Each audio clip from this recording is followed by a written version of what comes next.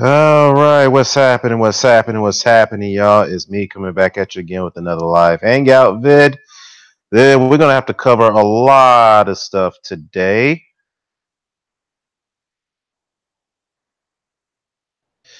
So we're gonna cover the tremendous Showtime card bout.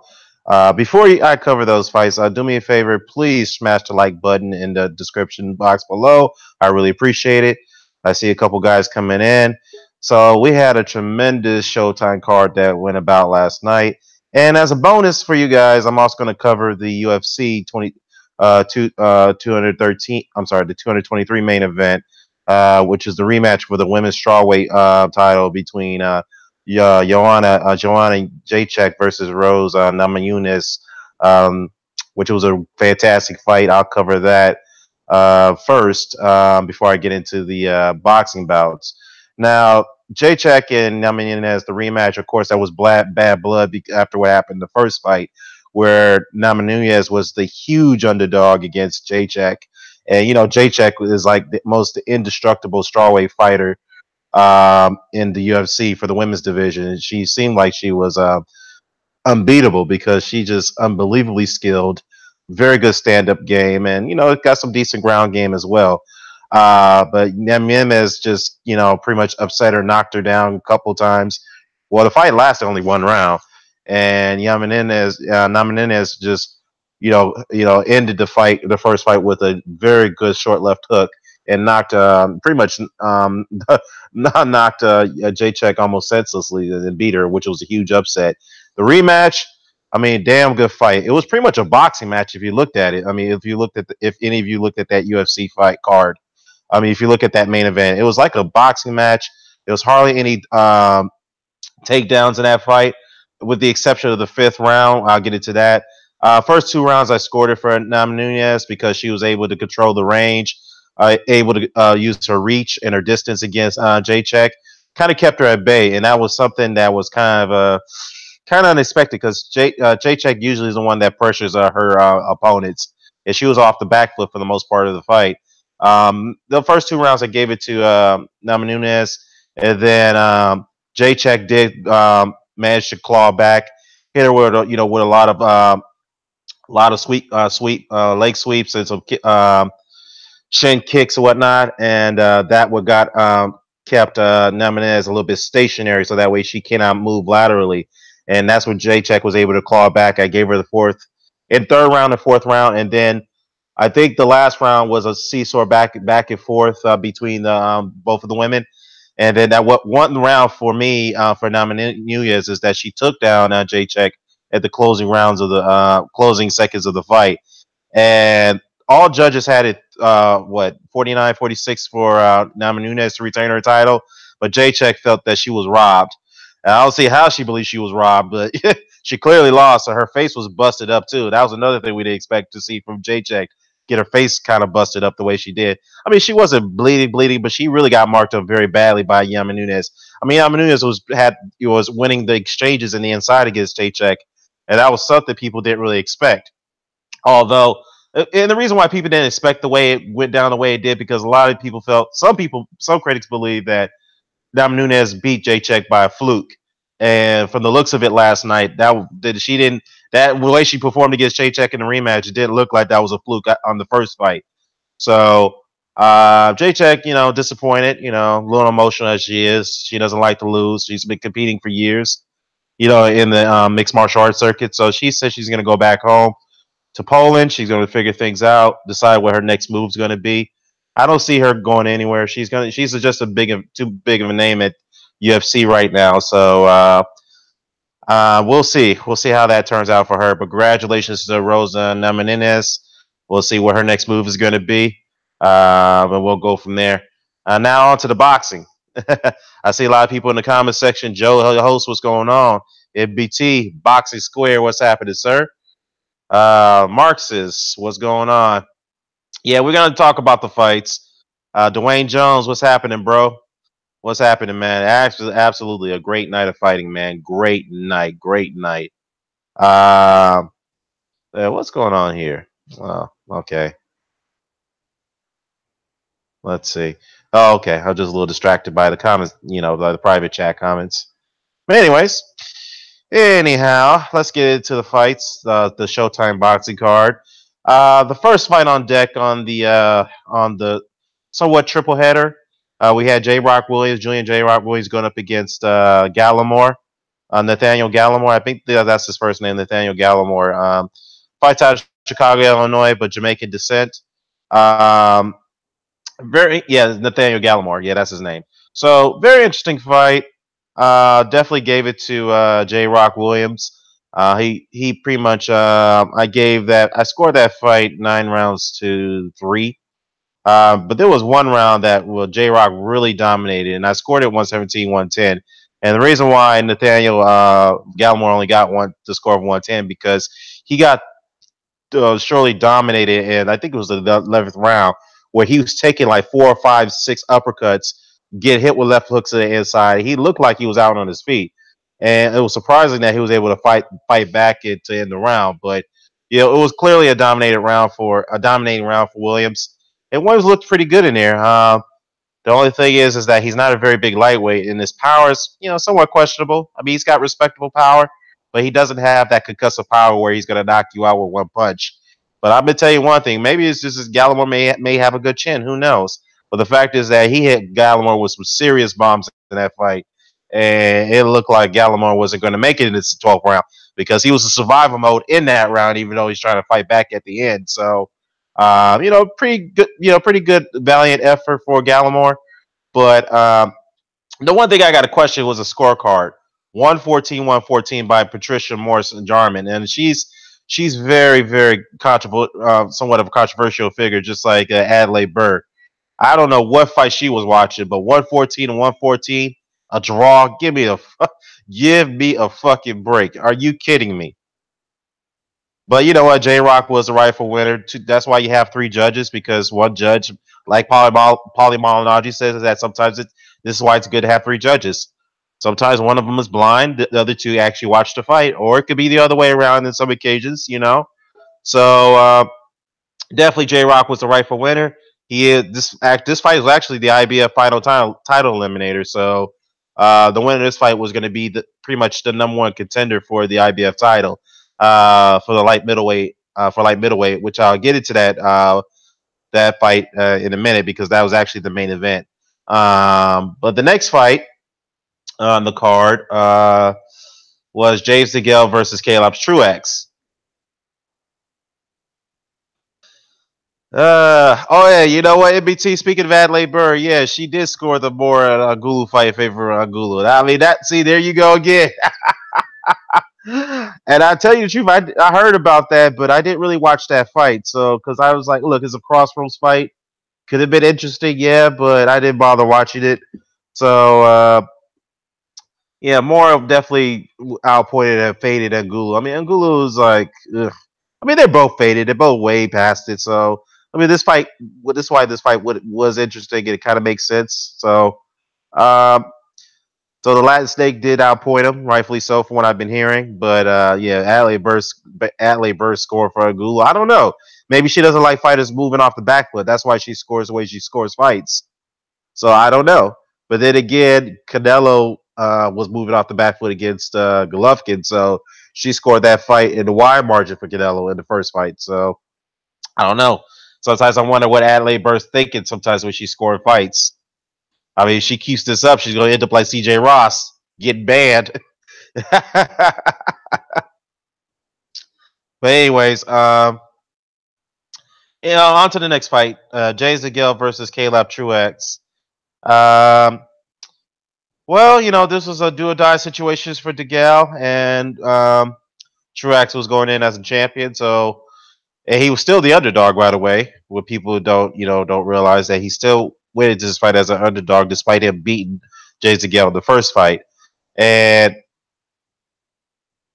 yeah, Degale, man. But yeah, let me get into that, man. How his get about Degale. We did spoke about that yesterday, Dwayne, and let me just get into that. And I gotta say one thing. That was an ugly fight. There's no ands, if, buts about it. All right. That was an ugly, ugly fight. I mean, I can tell you one thing. It was so ugly that there was so many, so many um,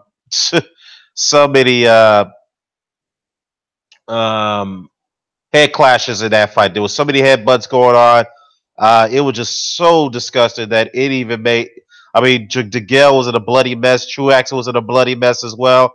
I mean, that was just repeatedly a lot of clash of heads. And I think, to be honest with you, it was all due to Degale because he was the one that was initiating all that, those headbutts going on in the inside. Okay, I mean, he literally was just lunging in all the damn time against Truax, and he was just colliding with him in his head. I don't know if Degale was intentionally doing that, but I will tell you one thing.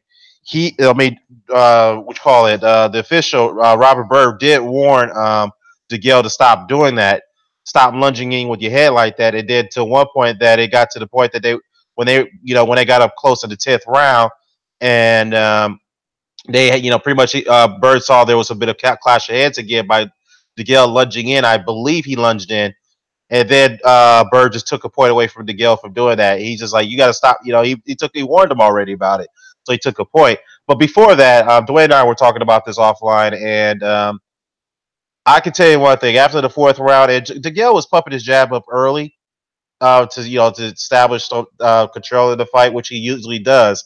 But the problem with Degale is that he has terrible endurance. He has terrible endurance, and for the looks of it, after that fight, even though he won it, I did have him up on my card by 1 point, but it was just an ugly, ugly fight, man. And to me, it just looks like he slowed down after that performance. Even though he fought hard, he fought out his best, but it was just ugly the way he fought. I don't think Truax was the guy who really initiated all that, but it was just Degale is ugh. It was just ugly. Ugly, disgusting, but it is what it is. I mean, but one thing we got to go back to the scorecards again. One judge, it was a UD unanimous decision. Robert Hoyle and Don Trua scored about 114, 113 for Degale, as I did. But the other judge, John McKay, scored at 117, 110, and that pissed off Truax because what the fuck? To me, another unusual scorecard right there. I mean, what 17, 110? I mean, Degale, you gave Truax only 3 rounds? I mean, that one right there is unjust, to be honest with you. He definitely won 5 rounds on my card, just like the other judges saw it, but 3 rounds? Oh, my goodness. But Degale did say, though, at the post fight, he does have a few more fights left in him. So he said, actually, no, he said he got a few more years. Well, usually, few more years means a few more fights. I don't know, man. After that performance, I don't see how he could compete against these younger super middleweights, David Benavidez and Zordo Ramirez. Who's the other champion in there? Well, him, obviously. So there's another one. Damn, can't even put my finger on it. Oh, George Groves. So maybe he could rematch with George Groves to make more money in that fight. So both him and George Groves could be evenly matched, even though I would favor Groves to beat him again. So yeah, man, that 117, 110. Yeah, definitely boxer square. That was a crazy, crazy card. Ross Cloud, what's going on, man? MOBC. You said here, Precise Presenter said that Truax was paid off to take it easy. Well, Precise with his unusual conspiracy theories. I don't know, man. I wouldn't even. I'll just take pretty much everything he says as a grain of salt. So I'll just leave it at that. All right. I don't know if he has some evidence of that Truax allegedly taking a dive. He needs to show it to us. That's all I got to say. He really needs to show it to us. But Boxer Square says that Degale better set up a big payday because he will be keeping that belt that long. Yeah, I agree. I think he needs to set up a rematch with Groves. I think that'd be the best route for him, especially if he wants to get a big payday, because I don't see him getting it anywhere else other than Groves.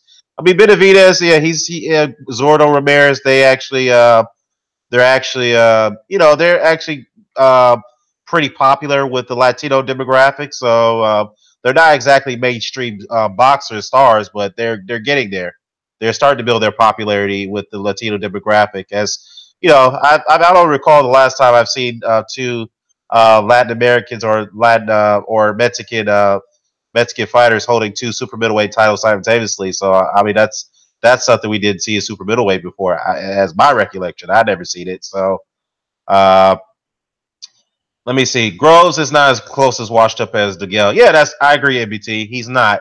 But given that Groves suffered a serious injury against Chris Eubank, that shoulder injury, and he's had 2 knee operations, and I think he's pretty much slowed down too. So, but I still favor him to win that fight against James Degale, but in a rematch. But again, if Degale, is going to get a bigger payday, I think he's going to have to go to the George Groves route. I can't see him going up against Zurdo and Benavidez. They will definitely take him apart easily. Not easily, but comprehensively, I would say. They will take him apart. I just can't see him going to that situation. Let's see. A fighter has skills, but he's trash. How does that work? I don't know.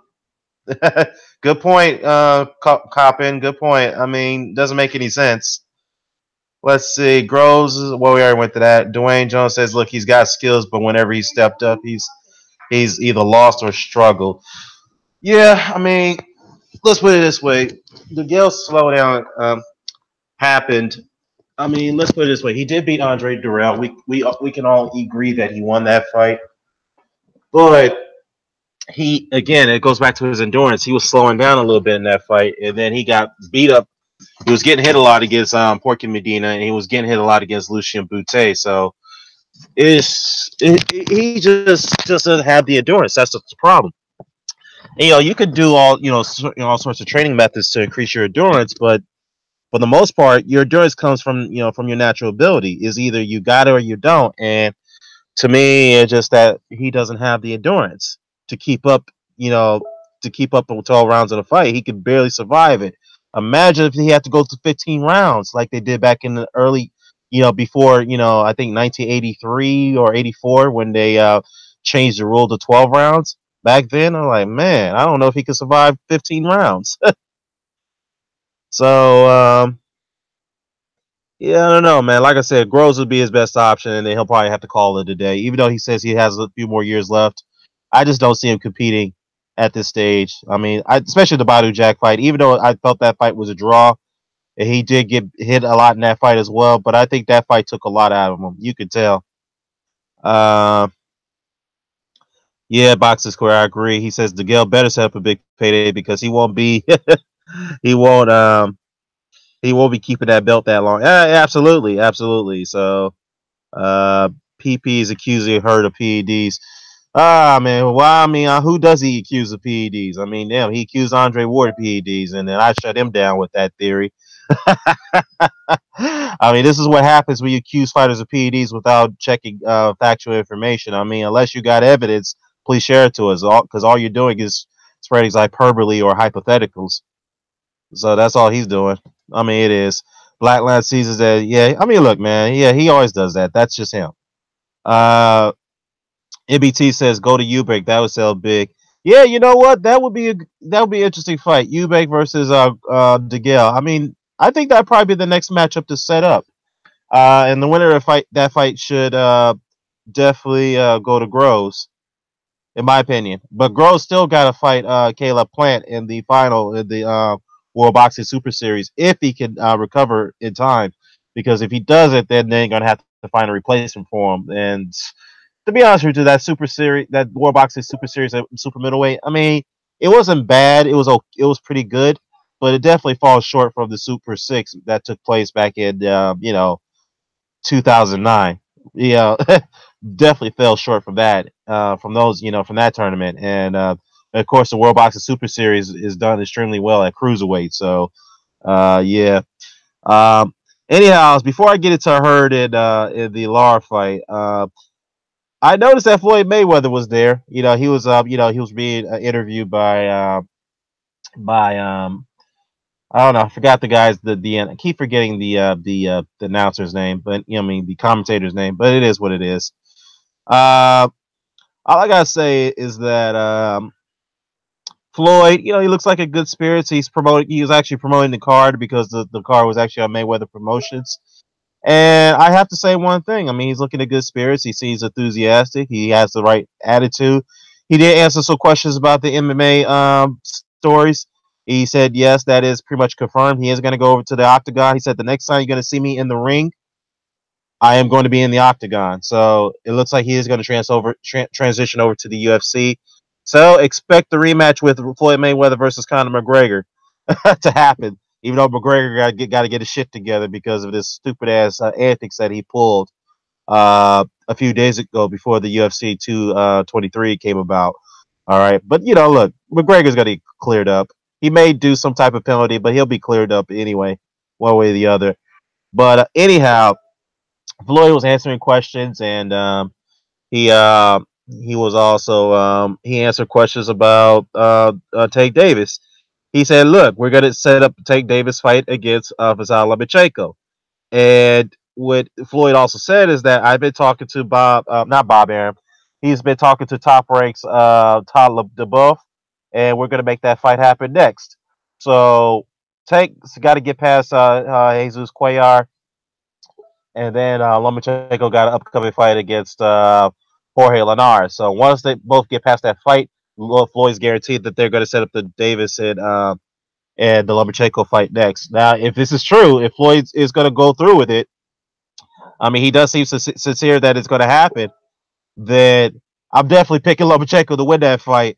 And but yeah, and speaking of Tank, we all know that him and Floyd hasn't been on good terms as of late because Tank has been on ranting as of late, talking about how sometimes it's hard, you to trust people where you feel that they're loyal to you or you're loyal to them, something to that nature.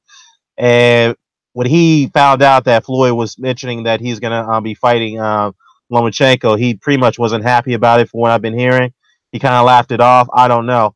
But I could tell you that he, from the air of the grapevine, he's just not happy at all to hear that Floyd's putting him in there against Lomachenko. And I mean, he'll put up a good effort, but Tank will definitely get his ass whooped. I'm sorry. I don't see him winning that fight at all.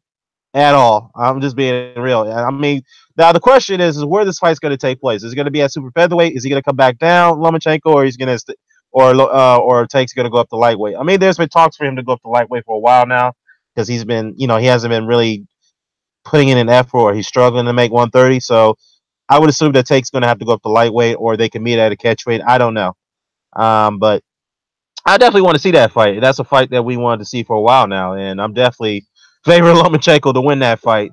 So, yeah, because Tank mentally is kind of screwed up right now. He feels that he's been set up, especially with the Pedraza fight. People felt that, look, you got an easy ride by taking out Pedraza, a guy who was a limited fighter at super featherweight. But let's be real, though. Pedraza was rated the #1 super featherweight at that time when Tank fought him. And, he took it to Twitter or Instagram and said, "Look, I was put in there because they were trying to sabotage me." So he was blaming Floyd for putting him in there in a championship fight at the early stages of his career, and someone argued that he probably felt that he wasn't ready for that fight. He took it on anyway, and look what he did. He dominated Pedraza. So he's blaming Floyd for his career mishaps. And I mean, I don't know, man. You take all I gotta say is, dude, you can't. And I don't like Floyd Mayweather. I mean, let's not get it twisted. But at the same time, Tank, you just can't bite off the hand that feeds you. You got to be fair to Floyd. Floyd gave you an opportunity. You seized on that opportunity, but now you can't remain disciplined. That's a problem. And to Floyd, you got to stop babying your fighters, man. You got to make them work their asses off to get what you have. You got to stop treating them to these fancy ass dinners and these expensive trips and all that stuff. You got to stop catering to these guys. You got to make them work their asses for it like you did. Yeah, right? That's my advice to Floyd Mayweather.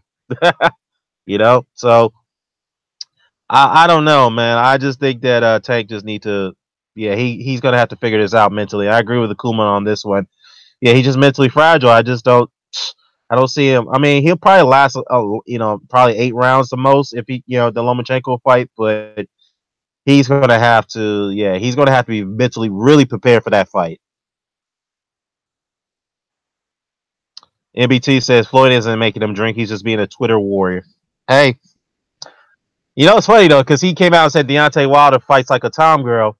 And then Deontay Wilder responded to that and I think he kind of sort of called out Tank on his words And Tay kind of backpedaled on that. It's funny though because Deontay people criticize Deontay Wilder's fighting style. I mean, look, it is fun. It's not the most prettiest fighting style. It's not textbook as you want to call it. But the man was a national Golden Gloves champion, even though he had a very short amateur career, and he was a bronze medalist in the Olympics. Yeah, I mean, he only had 35 amateur fights, and he was able to do that in 35 fights in the amateurs. And now he's a world champion, and he's able to beat guys who are technically better than him. So I don't know, man. I just don't get people why they go overboard with their criticism with Wilder sometimes. But I'll get to Wilder in a second. It'll be very brief. Black Lad sees us that Great Drake is in the house. What's going on, man? Yeah, we're talking about Hurd. You know what? Let me get into the Hurd and Lard thing. Well, before I get into that, Mike Tyson was in attendance too, and Jim Gray interviewed him. And Mike Tyson is a man of few words, and he's very, very blunt. Kiwi boxes in the chat. What's going on, Kiwi? Um, let's see. Mike Tyson was questioned about Jim Gray. Jim Gray said, "What do you think about the card?" He said, "Oh, absolutely, it's looking like a good card right now. Great fight." This is between, he was commentating between Lara and Hurd. And Jim Gray was asking about the potential undisputed heavyweight unification bout between Anthony Joshua and Deontay Wilder. And he was Jim Gray asked him about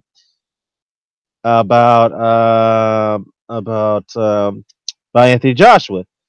And Mike was honest. He's like, "Look, I'm not impressed with Joshua. After his last fight, I'm not impressed with him."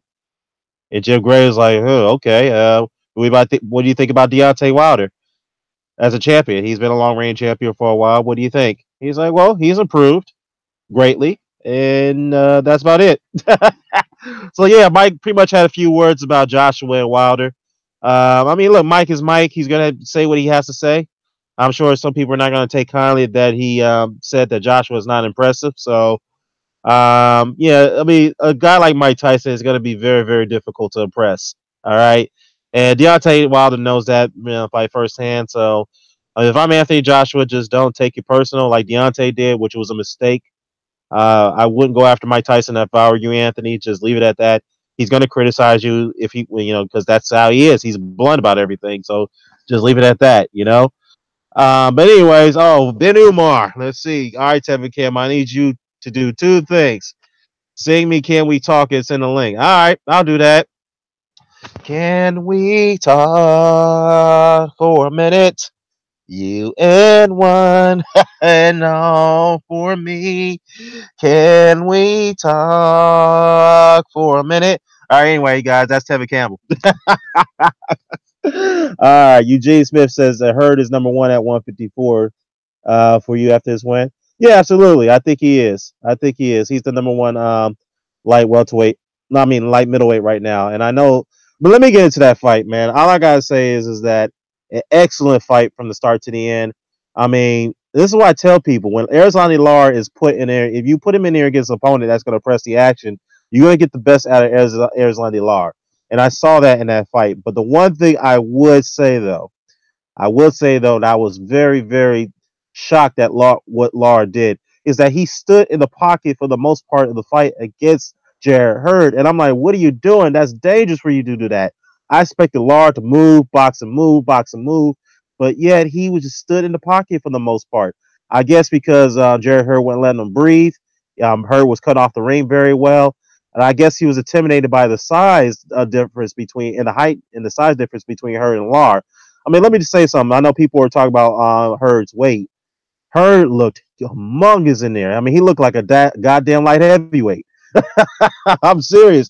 And obviously, the reason being is because the IBF no longer allows, they don't have a rehydration policy when it comes to unification bouts. They actually got rid of that policy during the Canelo and Golovkin fight late last year. So, yeah, he definitely wore Lara down. He wore him down and he picked him apart.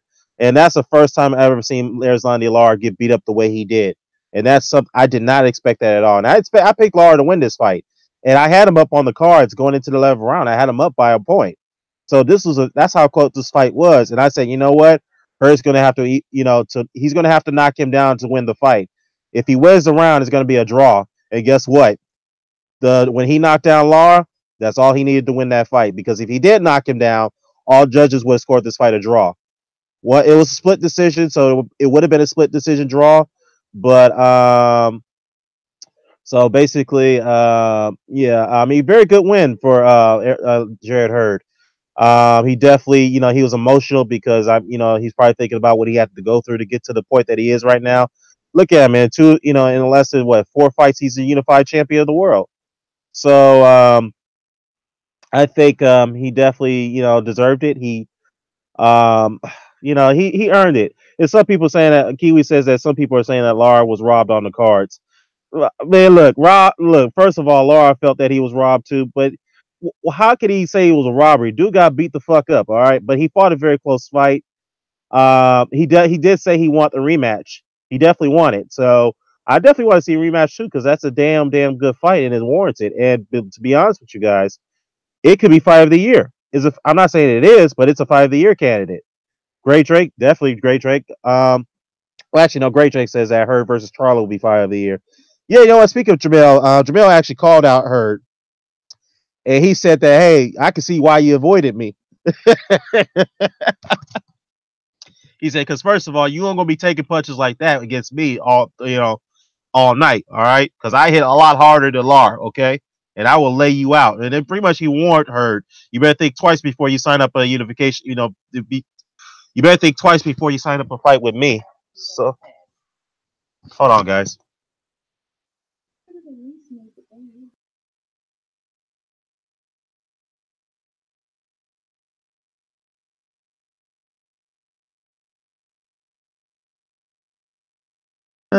Sorry about that, guys. The wife was talking to me. But anyways, yeah, I think the Hurd and Lar fight could be potentially fight of the year. Yeah, Kiwi, I definitely agree. I mean, could it overtake Wilder Ortiz? Maybe, because I mean it was action packed from the start to the end. I mean, Wilder Ortiz, the action did pick up to maybe the fourth or fifth round. Obviously the fifth round, but that fight only lasted 10 rounds. So I think for the fourth, late in the fourth and up to the 10th round, that's when the action in that fight was started. So, but the Lara and Hurd fight was like from the first to the end of to the end of the fight. So right now, I think it would be fight of the year in my opinion. So, and those of you who, not you guys, but most of the people, the Lara critics who are saying that Lara's so damn boring, he doesn't give you a good fight. Well, there you have it. Where are the critics right now who's not giving Lara credit for putting up a good effort, giving them a very good fight against Jarrett Hurd? Of course, Jarrett Hurd pressed the action, but still though, if you press Lara, he's going to give you a damn good fight. And that's exactly what he did. He has no reason to be ashamed of it. If he felt he got robbed, okay, fine. I don't think he got robbed, but he definitely wants that rematch, and he feels confident that he can win the rematch. I think the mistake that he kind of understood now is that he could not stay in the pocket against Jarrett Hurd, because Jarrett Hurd is going to tear him apart, and that's what happened. So, and yeah, think about Jarrett Hurd, man. Yeah, he got his it's not just his chin, but his head is huge, man. Just so fucking huge. It's like his head is like the size of Kama guy. Oh, D Style's in the chat. What's up, D Style? D Style, you want to chop it up a little bit about WrestleMania? Yeah. Let's do a quick review on it. I'm gonna call the other gang in here as well. So give me a second, bro. I'm gonna send you a link, and then I'll get the other guys in here. Pesh K, what's going on, Pesh? He said that Lara didn't look good, but age could be a factor. Yeah, I was gonna get into that. Maybe the age part was what kind of affected Lara's performance. But to be honest with you, I think that it's just that he was in there against a guy who's gonna not give him any room to breathe. And when Lara realized that, he was like, okay, I'm gonna try to mix up with this guy on the inside, see if he tires that way. But the thing about Hurd, man, he could get hit with a kitchen sink, but he still got great endurance, and his resistance is unbelievable. But then again, like Charlo said, he's like, dude, you're not gonna take punches like that against me all night. Think again. He said these other boxing dudes don't want to talk wrestling. Hey, you know what, D Style, EJ is a wrestling fan too, just like Chris Coban. So, I mean, if EJ gets in there, we could talk about WrestleMania right now, just for real quickly. We could chop it up on that. Great Drake says, where's Fat Dan Raphael? Because he's quiet on Twitter about Lar. Yeah, I mean, it's not just him, man. Not just him. There's a lot of guys who are quiet about Lar in his performance. So I don't know, man. So I look, man. Like I said, you could criticize a guy, you could criticize his performance over the years, but give credit when credit is due. But it seems like no one wanted. These detractors of Lara don't want to give him credit for that performance. Maybe a couple of them, but I don't see the videos. I just don't see them. So of course they're gonna start making videos after after me mentioning it. But it is what it is. Hukuma says that who has Jamel KO? Who has Jamel KO that has a credible chin? That's a good question. K9 Bundred has a very good chin. No, actually, no. Jamal beat K9. My bad. I don't know. Who did Jamel beat? Let me look it up. Let me see. Let me look at his record, see who he beat that I could pinpoint. Jamel.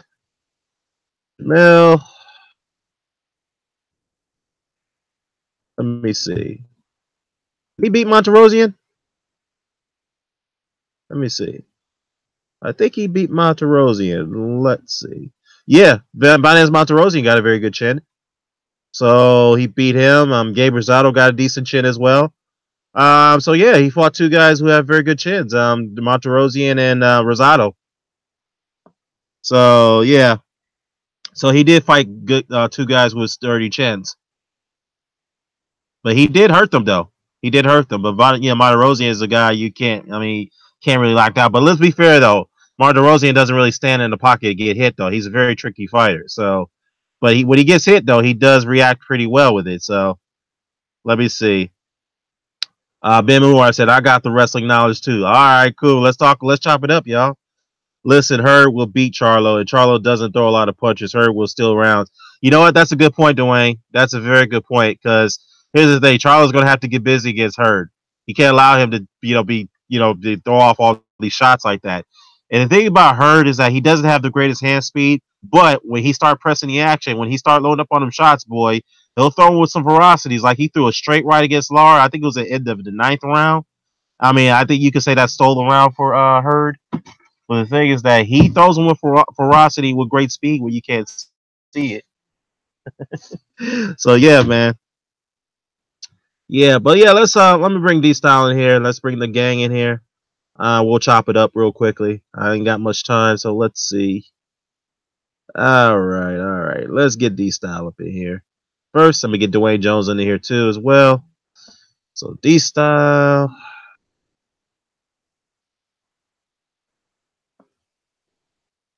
All right.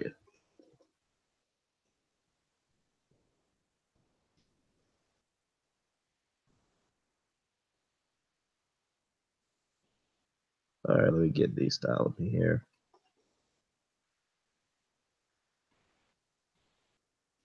All right, bro. Get Dwayne Jones in here too. Brother Dwayne. All right, let's get the other usual suspects, because we're going to chop this up.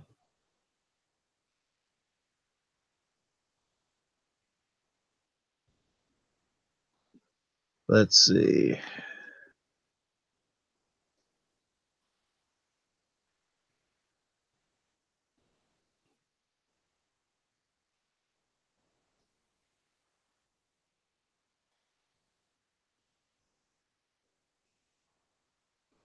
All right. There we go. So expect some people to come in a minute. Yeah. Pasha, we're transitioning to wrestling. Yeah, I got you guys, man. I got you guys. Black Last Season. Yeah, I mean, look, I'm an old school wrestling guy myself.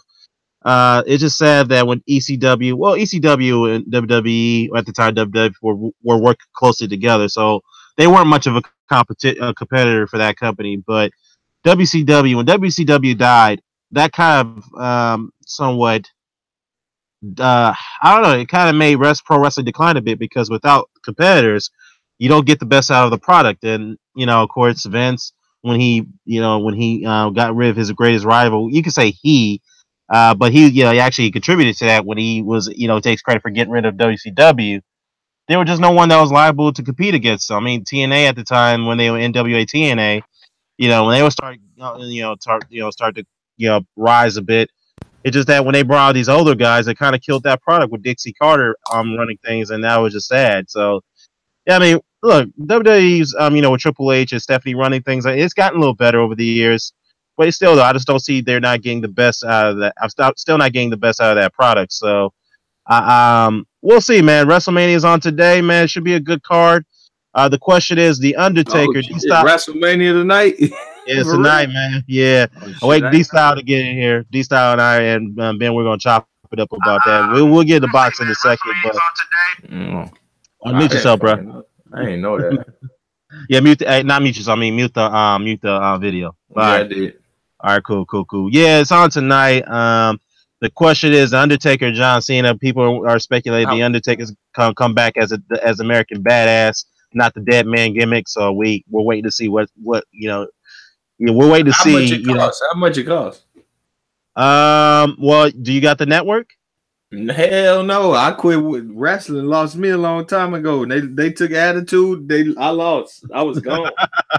Well, yeah. I mean, after the Attitude era, and I mean that was the best era for them in my opinion. But yeah. But when WCW died, that's when things start to go downhill. What I mean by that is that they don't have they don't have a good competitor that could push them to the limit like WCW did. So I think I mean, it's gotten better because Vince is not really. He's still kind of running things, but he's allowing his son-in-law and his daughter Stephanie kind of run things a bit more. So we got a good women's division. We got a good tag team division. We haven't seen that in years, but still got work to do, man, in my opinion. But I mean, tonight, if you get the network, you could get a 1-month trial, so you don't have to pay anything for it right now. And you can watch WrestleMania technically for free right now. If you want to. They struggling if they give you the network. Oh shit, I might do that. Yeah, let me go find the network. I'll cancel that shit tomorrow. I'm about to go find. Is it only a streaming or I have to call a cable provider or something? No. It's streaming. It's an app. So if you got Roku or Apple TV, yeah, you can download it and then there you go. Subscribe. You get 1 month free. Yeah, you can watch WrestleMania for free right now tonight. That's fucking crazy. They struggling. That's like boxing talking about, man, Floyd Pacquiao free if you get the Showtime this week. Oh hell no. Nah, I think what it is that the pay-per-view market is dying. So over the years, they decided, look, if we could launch our app service and we have a library of old wrestling footage like the old Royal Rumble matches and all that stuff, that's more profitable than a pay-per-view. And they're right. You get more subscribers that way. You get bigger audience, and they're worldwide with it. So they got it's like 60 million subscribers, 70 million. So yeah, they're doing pro wrestling. Damn. Yeah, WrestleMania, WWE. Ronda Rousey's debuting tonight too, so she'll be making her first wrestling match tonight. So that's what's going on there. Huh? Okay. Yeah, what do you call it? The WWE channel or whatever you're talking about, they got all that old, like you were mentioning WCW. They got all the old WCW and AWA and all them other territories footage. Yeah, ECW, because they own those libraries. Because Vince bought those up. They bought them up over the years. And Canadian Stampede Wrestling too. Memphis, I think they have. No, do they still? They don't own the Memphis library, do they? No, they don't. King's still clinging onto that. Man, I think that's the first wrestling we got down here in South Memphis wrestling. Jerry Lawler and them boy. What was the first one we had? Yeah, I think I think Jerry still owns the rights to that, so I don't think WWE has access to that library. So we had the Birdman, Coco Beware down there. We had it all, bro. You know what's funny about Coco, man? I saw a match in 1986. It was against a masked jobber, right? I'm not sure if you saw this match, Mr. Doc, or you guys. He really stiffed the hell out of this dude, beat the shit out of him in the match, dude. And people, the announcers were shocked. I mean, he literally beat the shit out of the dude. And then there was one move. It's like he threw him to the ropes. He clotheslined the hell out of the dude. Like he took his head off. And dude was knocked out in the ring. I don't know what it was, but I think this dude said something racial to Coco. Coco didn't like it, so he took it out on his frustration in the ring against this dude. Man, we had a lot of great Tommy Gilbert down. Well, Eddie Gilbert. Eddie Gilbert. Yeah, Tommy and Eddie. You had Tommy and Eddie. Joe LeDuc. Yeah. Man, Phil Hickerson. Man, we had all that shit on. Come on Channel 5 like early in the mornings. I used to watch that shit. Fuck WWE, man. I ain't know. Yeah. Look, we get the Undertaker on there Something one style. day. It's like, damn, how the Undertaker on Memphis wrestling, bro? You know, you thought he was like a superstar. So, but you know they do that circuit wrestling too. So back then, I ain't know no better. I'm like, oh shit, I gotta get to Memphis. This is where everything. Man, I was crazy. Well, I mean, back then they had a deal where they could do a cross promotion. I mean, Randy Savage was there. I mean, he appeared there. I mean, he was there, but that's where he started his career pretty much. And then he did in the early '90s. Him and Brett, when Brett was a champion, they will all do cross promotion, Memphis wrestling. So with Gypsy the WWE, Joe, yeah, Gypsy Joe, Sarah. They did they did one with Toronto too, didn't they, Dan? yeah, they did. They had one with Toronto too. And, I mean, Gypsy Joe. I mean, he didn't sell for New Jack, and New Jack beat the hell out of him in their fight. So Man. I don't know if this You guys building hear me? still.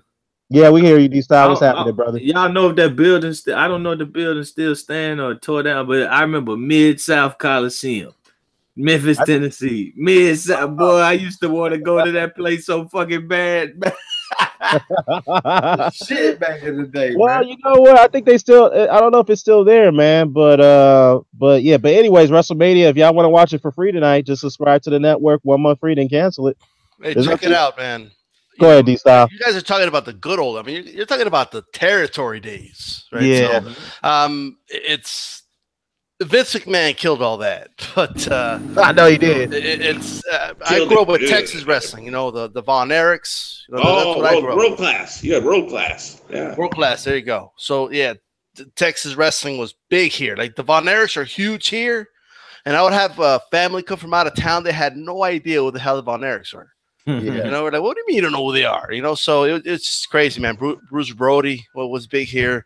But yeah, those days were great. You know, but that was back in the day before cable was really a big thing. Yeah. But once The Von Erichs were like rock stars down there, weren't they? What is that? The Von Erichs were like rock stars in Texas, weren't Oh, they? they were huge. I mean, Yeah, the used Von to Erichs wrestle. were big. Y'all do the county fair wrestlings and shit. Yeah, I used to go to 70 county fair wrestlings a year, man. And famous people in the county getting their hair cut off their head by the wrestlers and shit. It's like, oh, But you know what? popping, man. Back in the day, man, every territory was strong. A lot of wrestlers were actually getting, good money, and they only stayed in one territory for the most part. But once Vince, Vince's dad and all these other promoters all had an agreement that they're not going to compete against each other. Yeah. Vince did not give a damn about that. Vince had like a global vision, and he just came in and just destroyed all that. So Yeah, I mean that's what it was. Money talks, man. He had the capital, and he bought up all the territories, and he just kind of killed everything. And that's why now we don't get the best out of pro wrestling as far as the product's concerned these days, because there's nobody there to compete with Vince like WCW did. And that's why I say, Well, what he did first was he poached all the talent, the best Yeah, he talent did. from all the territories. Then That's that true. killed him. But he got Hulk Hogan from AWA. Yeah. Yep. yeah, he got Bret Hart from Canadian Stampede Wrestling from Stu when he bought that territory from Stu Hart. Mhm. And Randy Savage. Actually, no, Hulk Hogan recruited Randy Savage when he saw him up in The crazy thing about Vince is that there was an agreement that they would not compete, but he would go to all these territories because it was just verbal. There was no contract. Vince was the first one that actually went to Madison Square Garden and said, "You're going to sign an exclusive contract to me." Right? That's why WCW was never in Madison Square Garden. Right. And back in the day, not as much today. It's kind of sad to say that, but Madison Square Garden was like the mecca of wrestling for at least, in the Northeast, but nobody could go there. I mean, that market, he put that under contract, Some will say, well, that's hypocritical of Vince because he was going to the other territories, but some will say he was just smart about it, Being a ruthless businessman is all, Yeah, he was ruthless. In a way, though, that kind of perpetuated to a degree the territorialization, if you get me. Like Southern wrestling, you know what I mean? There was Southern wrestling and there was Northern wrestling, basically.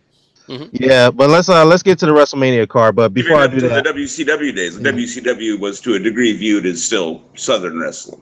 It was, but it kind of expanded a little bit too. But they couldn't get. According to Vince, it's not wrestling though; it's sports entertainment. I'm just throwing that. Oh, my bad, my bad. Yes, yeah. But let me welcome Dwayne Jones and Charlie in the chat. What's going on, Charlie? I thought you were about to say Dwayne Johnson. Like, whoa, wait, what? Nah. Jones, Dwayne and Charlie. What's going on, guys? Dwayne and Charlie. You're muted, Dwayne. Yeah, they're muted, but it's all good. But we'll get to boxing in a second, guys. I promise y'all. But let's run down the WrestleMania card, D-Style. Let's run through it real quickly. Let's start with the first match. I'm not going to start with the kickoff matches, but they do have the women's battle royal for the kickoff match. Can I say something real quick about the kickoff? Yeah, go ahead, man. All right, so the WWE needs to just throw that cruiserweight title to the trash if they're not going to try to put it on the main show. I agree. Like if they're not going to treat it the way, okay, I don't know how long a lot of you guys have been watching wrestling, but I remember I was always a WWF guy, right? Yeah. But when the cruiserweights were on WCW, that's what I watched. Oh yeah, that was. I always say that was the best, by far the best Rey Mysterio, in my opinion. Was Rey Mysterio, Dean Malenko, Ultimo Dragon, Psychosis. I mean, they were loaded. You know, and now Eddie Guerrero, at the time they were cruiserweights. Eddie Guerrero, Chris Benoit. I can't mention that name, Chris Benoit. I'm sorry, I'm gonna leave that alone. So some of the best wrestling I've seen, the best in-ring storytelling I've seen in the last 2-3 years was in that Cruiserweight Classic that they did in the network. Like I couldn't even believe that was WWF or WWE. I'm sorry, right? Yeah. I couldn't even believe.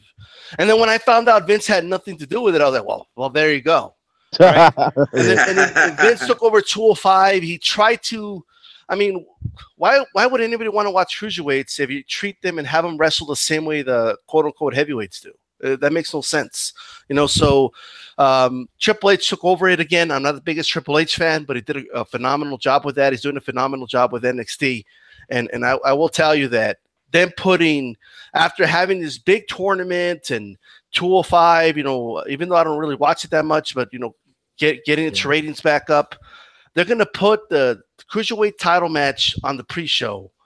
You know, so if you're going to be treating it like that, then don't waste our time. Just throw that thing to the trash and let these guys just wrestle everybody else then. Well, you know, it's funny, though, because that's what kind of pushed Neville out. And Neville was pissed off about one thing. He didn't like the fact that he was in the cruiserweight division to begin with. He felt he was bigger than that. Number two, he didn't like the fact that he was on the kickoff card. Number three, what the last straw that broke the camel's back with him is that he didn't get no royalty payouts for that. He was pissed about that. That's why he left the company, because of that situation. Those are the three factors that kind of pushed him out. Austin Aries gone. Austin Aries, same thing. He didn't get no royalty money for that either. They were angry. It's like, man, if you're on the kickoff show, that means you get no royalties. Well, I mean, what? I mean, why would somebody want to be in the cruiserweight division if it's treated the way it's treated? You know? Yeah. I mean, they put purple ropes. Okay, like during the matches, they kind of treat it like a, you know, like, you know, clown show or something. I don't know. Yeah. But I just wanted to throw my thoughts about that. Andre Giant Battle Royal, who cares? Yeah, who cares about that? But the thing about the women's battle royal, okay, fine, that's a kickoff. But what I'm pissed off about that is that Sasha and Bailey are not in the main event card. They should have made that a singles match. I don't know why WWE didn't do that. A lot of people are pissed off that should have been that should be on the card. I know they're going to say, well, we already got too many matches on the card anyway. Why? We already got 2 women's championship matches on the card. Why I got to put another women's match in there? I'm like, well, I mean, you should, because that actually is a good rivalry. It should have gone on the card, in my opinion. What do you think? They could save that for another pay-per-view, to be honest. I don't know, man. I mean, that just kind of kills the momentum. WrestleMania is already 6 hours long, bro. Like, I don't know how much longer you want it to be. True. I mean, make it a 10-minute match.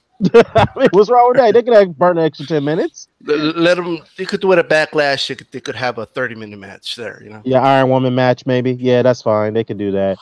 But let's run through the card. The first match that's gonna kick off the show, the actual show, is Alexa Bliss versus Nia Jax. I see that as squash match. Nia Jax gonna win it. What do you think? Boring. Yeah. Look, I'm not. Look. I don't know. Look, Alexa Bliss is hot. Like, don't get me wrong. Okay. Yeah. She's good eye candy.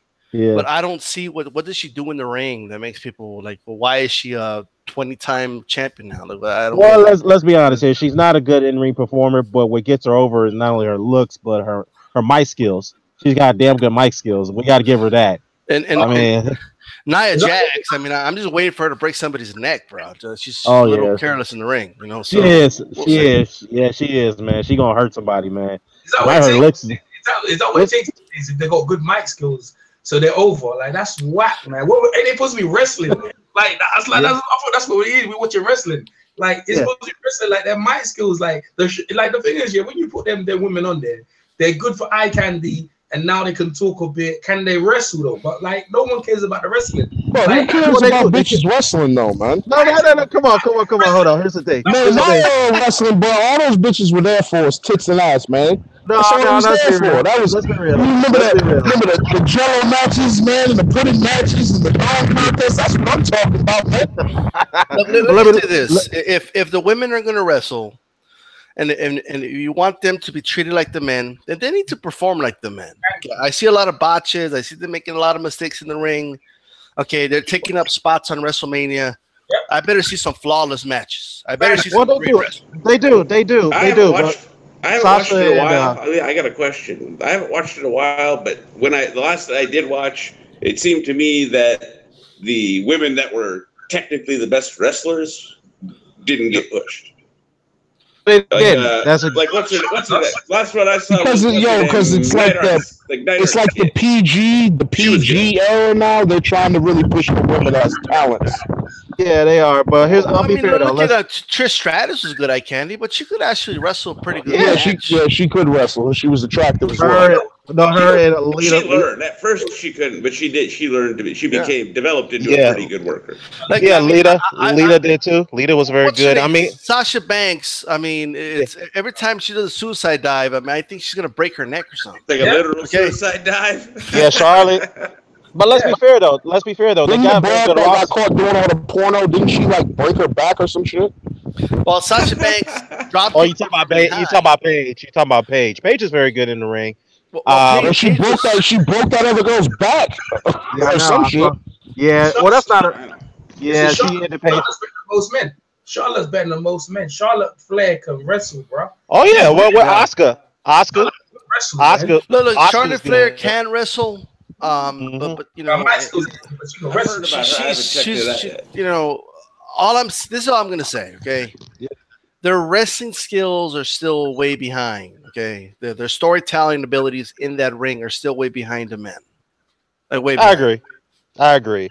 But they still got some. I'll tell you what, Charlotte's better than most men now because when I look at some of them dudes, they can't wrestle. At least she's got finisher. She's got that flip off the top rope. She's got a bit of panache. For me, she's better in this day and age. She's better than some men. What about Oscar? That moonsault off the top rope, though, she's got to stop doing that because she doesn't have anybody to catch her. So she's. Well, let me ask y'all this. What about Oscar? She's dope, man. Well, she ain't better than. She ain't better than Oscar though. Oscar is phenomenally good, man. I don't know. I mean, she can keep with Oscar. None of them are better than fucking like Gail Kim and those broads back then. Like these broads are whack. like Victoria, like she was really good in the ring. And Victoria had the power bomb. Yeah, she did. The Widow's Peak move. To answer your question, Daddy Man, when it comes to Nia Jax and Alexa Bliss, I know where they're going with this whole thing. It's obvious that Nia Jax is going to win, and but I'm not impressed with any of those two women. Okay, Alexa Bliss is really good eye candy, and she's pretty good in the mic. I'll give her that. But I mean, this is WrestleMania. Like WrestleMania isn't about cutting promos, right? This is about the matches. So. Well, I will say this. That was going to be my question. How do you not put that match on Mania? Well, here's my thing. How is that not on the pre-show? Why are you putting Mustafa Ali versus Cedric Alexander, who, by the way, can wrestle? And I don't even think EJ Boxing Live knows who they are. You know why? Because WWE hides them from everybody. Okay, that's true. They put them on the pre-show. They put them on 205 Live. They put them on these two dudes are going to have probably the best match, and nobody's going to know about it. I never heard of either one of them. Last time I watched wrestling, there was some kind of like Iron Man match happening. Check it out. Cedric Alexander versus Ibushi. Look it up. That's the best match I saw 2 years ago. That was a damn good match. I saw a pretty good match. What was it, maybe a month ago? Yeah. What's up? Oh, pretty good match. By the way, does anybody really look at Alexa Bliss and say, "Oh man, she could kick some ass"? Like I don't. No, not really. I mean, let's be fair to Alexa. She's not that bad in the ring, but she's not that good either. So, I mean, you know, I guess that you could say she's average in the ring, but then again, her mic skills is what get her over in her looks. So that's the thing. But let's move on here. Sheamus and Cesaro versus Braun Strowman and his partner of his choosing. I don't know, man. That'd be a good tag team match. What do you think about that? Let me tell you what WWE's going to do. They're going to end up killing their tag team division like they always do. Okay, they're going to have Braun Strowman beat these two guys on his own. That's what's going to happen. That was going to be my guess. When he said it, I'm like, oh, wait a minute. Yeah. Well, okay, let's move on from that one because that's not much of an interesting match. The United States four-way title match: Randy Orton versus Bobby Roode, Jinder Mahal, and Rusev. Who do you think's going to win that one? That's a good match. Yeah, I'm paper that sounds. Rusev should win. Yeah, Rusev's he should. Over. Yeah, he should. People like Rusev, and they like his wife too. Right? Rusev Day, yeah. Is he married to that Russian thing? Yeah, him. They're married. Yeah, they're married. She went down. She went downhill. I don't rate him as a wrestler. I like. Oh shit!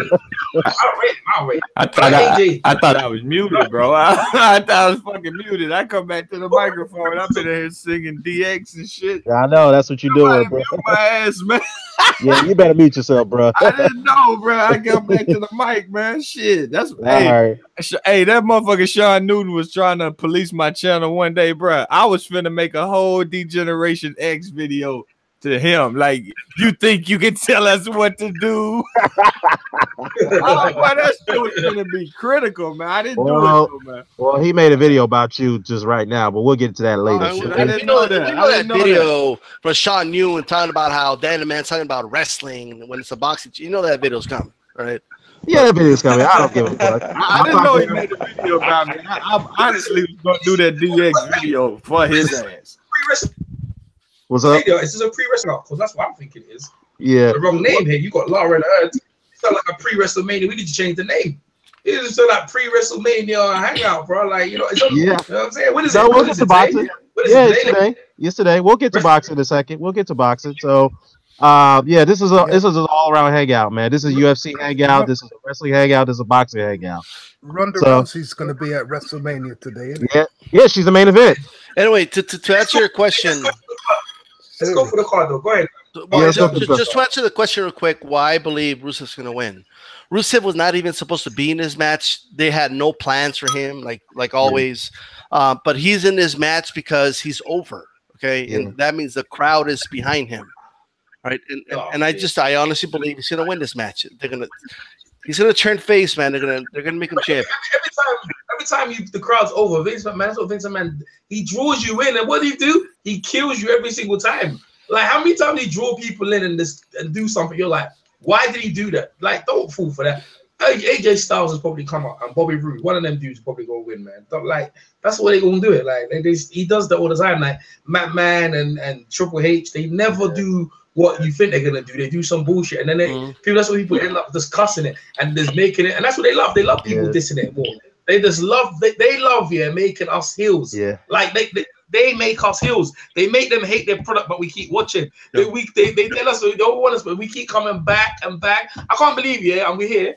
I don't mind we talk about WrestleMania, but like at the same time, I'm thinking to myself, oh man. But you know what? It's better than UFC, and right now it's probably better than some match of the boxing matches. So I'm talking about it. So that's the truth. I don't think anything's better than boxing, but I hear you. Nah, matches right now. I'm watching matches right now. It is. Yeah. Some of the shit we've seen like this weekend, maybe. Like, you know what I mean? I'm going with this. Well, okay, let's move on this one. The Intercontinental title match: The Miz versus Seth Rollins and Finn Balor. Yeah, that sucks. I ain't. All right, so Finn Balor's probably gonna win. Yeah, he's gonna win it. I think he should. I know Vince is not. I don't want Seth Rollins to win it because that dude should be the one facing Brock Lesnar, not that dumbass Roman Reigns, right? I know. But I want him in the title picture, so we'll see how it goes. Yeah, see how it goes too. I think Finn Balor's gonna win it too. That should be a good match, though. It should be a good match. Yeah, it should be a good match. It's probably one of the best matches on the card. That's on paper right now. So, the SmackDown Tag Team Championships: the Usos versus the New Day and the Bludgeon Brothers, formerly the Wyatt family. What do you think about that one? How that's gonna go down? Usos versus the Wyatt family, right? Yeah, the Bludgeon Brothers, the New Day, and the Usos for the tag team What the fuck is the Bludgeon Brothers, man? Why? You know why? They're the Why did they change their gimmick? I think they wanted Bray to go out alone. I don't know why they did it, but I can tell you that WWE fucks up a lot of shit. That Wyatt family, I don't watch wrestling like I used to anymore. But every time I popped in, like the Wyatt family, that was a pretty good gimmick. Yeah, they're kind of like the Hills Have Eyes family type shit. They had like that New Orleans voodoo shit that Louisiana voodoo shit going on with them. Yeah. That's a good gimmick, man. Like, why do they? I don't know. Those were in the middle of Louisiana with a Hawaiian shirts. I'm like, what's this? Yeah. Where's the video? I didn't know about the Hawaiian shirts. That didn't fit. They could have fixed that. But the gimmick is some good idea. It ain't that bad though, because that's people wear the little tank tops with the open shirt. They do hunt like that. They do. But have you guys ever seen the movie The Hills Have Eyes? That's what they reminded me of. Where's the video of Newton, man? Where's the video of Newton? Where is it? I don't know where it is. Where is it? Anyway, let's talk about to answer the question, as long as the New Day doesn't win, like I'm good. Man, right? I can't stand the New Day. You don't like the New Day? They're cool. They're cool on TV. That's what they're doing. Their gimmick is to be coons. They're talking about bootios playing trumpets and dancing around like jackasses. Nah, man. Their gimmick. But hold on. They got unicorn horns in their head. Okay. Exactly. Thank you, D-Side. They're being disrespected. Thank you. Yeah, they done something to pin Vince for somebody else, man. Actually, I mean, Vince loves it. Vince actually likes New Day to do their act before they go out there. He laughs. Yeah, he like to clown them. Yeah, just like that. Oh, exactly. It's the same thing you did with Coco Beware, putting that fucking bird on his fucking shoulder, man. He does. Hey, that was dope, man. Hey, that was Coco in the WWE Hall of Fame. Now, I don't know if the new Coco got in the Hall of Fame. Well, EJ, if you're okay with the gimmicks that Vince gives black people, then more power to you. I'm not. I was down with Kobe, but let's talk about what New Day. So New Day, I don't think they're cool. I think they're trying to they're boring. EJ, I'm not saying them themselves. I'm not saying they are. I'm saying that's the gimmick that Vince put on them. It's to be jackass. But what I'm trying to say to you is if they ain't doing that bullshit, they ain't getting over. So they all do something to make someone look at them, and they definitely make you look at them. Now talk about the match. The Wyatt, they're not really like. I mean, they can talk on the mic and they've got that whole gimmick with that devil shit going on and whatever they're going on. But the Usos can really wrestle. They can. The Usos can really wrestle. So I like the Uso. That's what all a pure wrestling thing. I like to hope the Usos win. But Kofi Kingston's pretty good. I like the Usos right now because they're being themselves. When Vince wanted them to act like Hawaiian, like I don't know what he had them. That Haku Masinte bullshit. Yeah, that's what you gotta be, But now they're just being themselves now, and it's actually working out. Like you could see. It's the same thing they did with The Rock. Yeah. Right. Well, they had Rocky Maivia. Yeah. People hated The Rock. Same thing. As soon as they let The Rock be The Rock, he took off. Yeah, he did. You gotta let these guys be themselves, man. With these stupid ass gimmicks like Vince like to do, these cartoon characters back in the day, man. But the only thing that did work out was the Undertaker. That was the best cartoon gimmick that he could come up with. I have to give him credit for that one. But let's move on to the SmackDown Women's match. Charlotte versus Asuka. They need to bring back this shit of domination, man. That's what I need. That's what I need. I like the purple and gray cuff Undertaker more than any other. Did you say Charlotte Flair versus Asuka? Did you say Asuka? Yeah, Asuka. Yeah. That's gonna be a good. Yeah, that's gonna be a damn good match. I mean, that could that could potentially steal the show. So we'll see. I'm actually glad that they put Asuka in there with Charlotte and not Alexa Bliss. I'm gonna say this: you talk about blacks getting bad roles. Look at the people that have the Asian descent going on. Yes. Oh, girl, they're the worst. I was just about to say that. Asuka got some. Asuka role is whack, bro. Yeah. Vince used to have you remember those two Japanese dudes that he would have them. The jumping bomb angels. Yokozuna better be glad he got out. I'm telling you, he was about to be fucked over, bro. Yokozuna was gonna get it, and he's not even Asian, but he was gonna fucking get it. Yeah, but they have to come out to Japanese music from Japanese movies from the 70s, Yeah. Oh yeah. I remember that. Yeah. We know they're Japanese, Vince, Yeah. But I think there's gonna be a surprise in this match, and let me tell you what that surprise is. I think Carmella's gonna be cashing her money in the bank on this one in this match. I know she tried to do it a couple of times already. They're giving broad.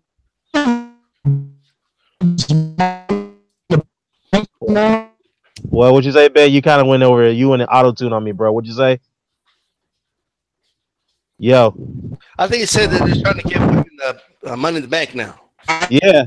Carmella got there's money. Yeah, they had a money in the bank match a year ago.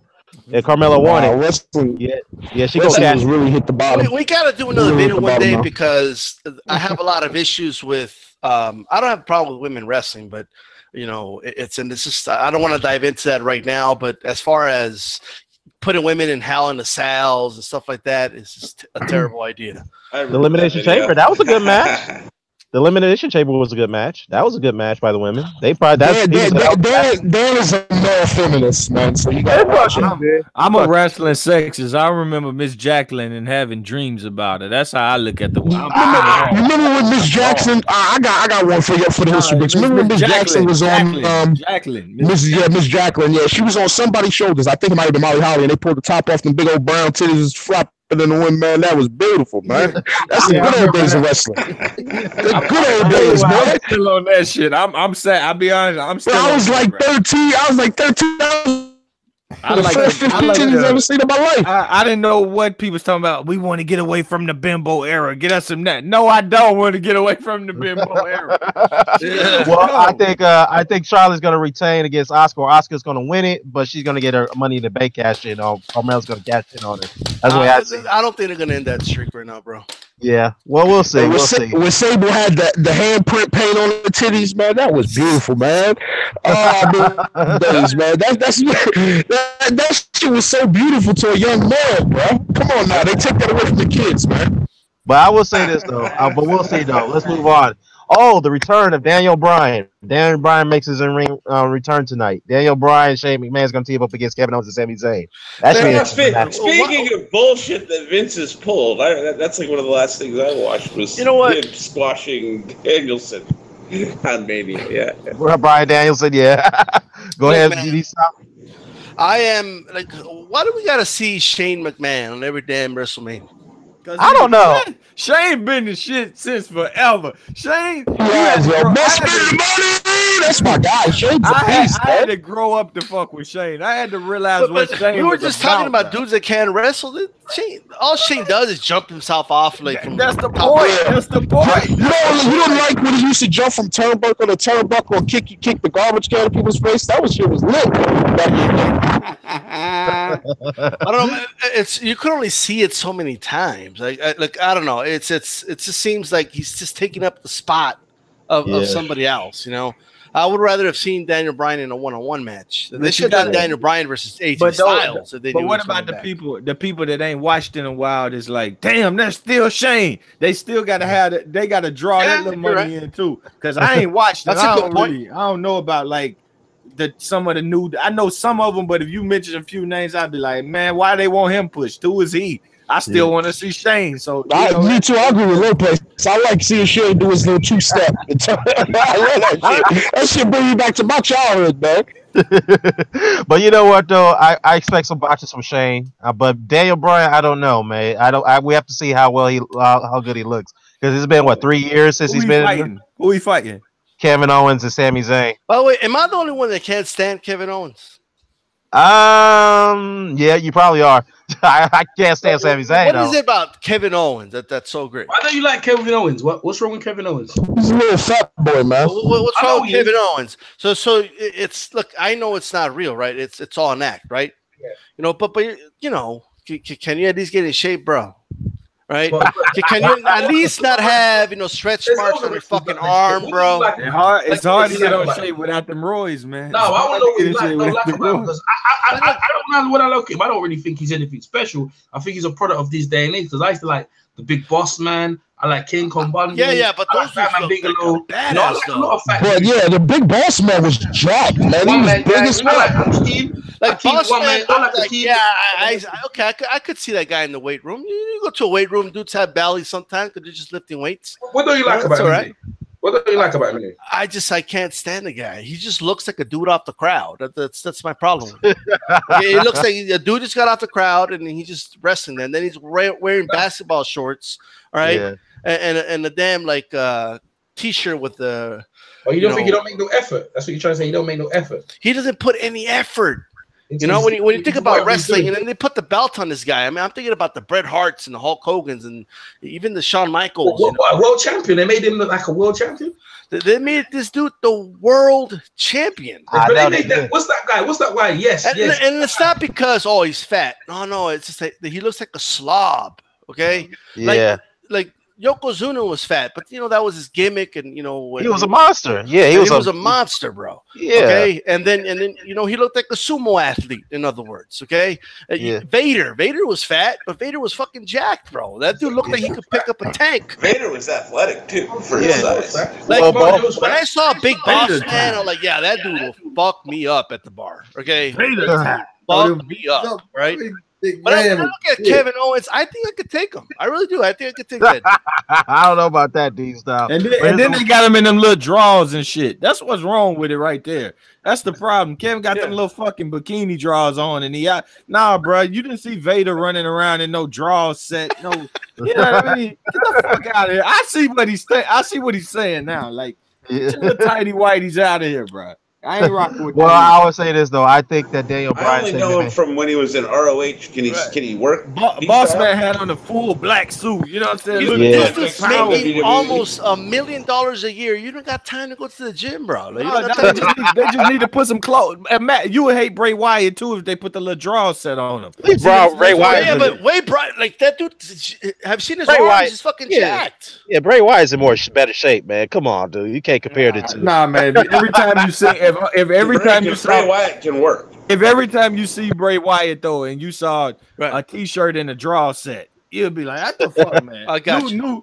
That's what it is. I got what you're saying, man. Okay, but anyways, I expect Daniel Bryan to win and Shane McMahon to win it. But let's move on to wait. The stipulation is that they're supposedly fired, right?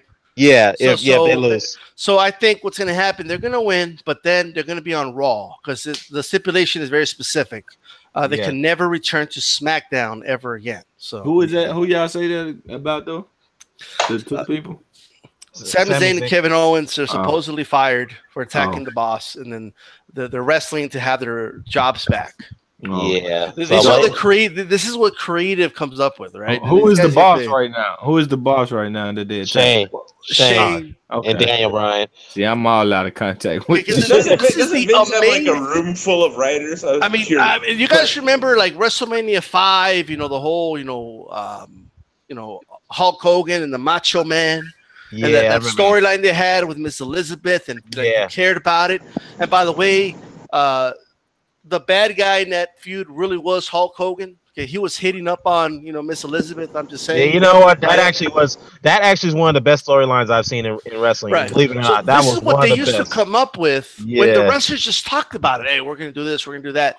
Now they hire down on a notepad. Yep. No. Now notepad, like notepads. Okay, like they got like. No, that's what I'm saying. Writers. Now it's a room full of writers. Right? Yeah, they hire soap opera writers. I'm not even joking about this. Dude, they used to write for Days of Our Lives. Wait. So it's a room full of. I knew they were writers. Let me quote Vince Russo. Right. Let me quote Vince Russo. You got a bunch of 40-year-old virgins, okay, who don't know how to fight, trying to write storylines about fighting and love stories. Okay, that's why it ain't working out.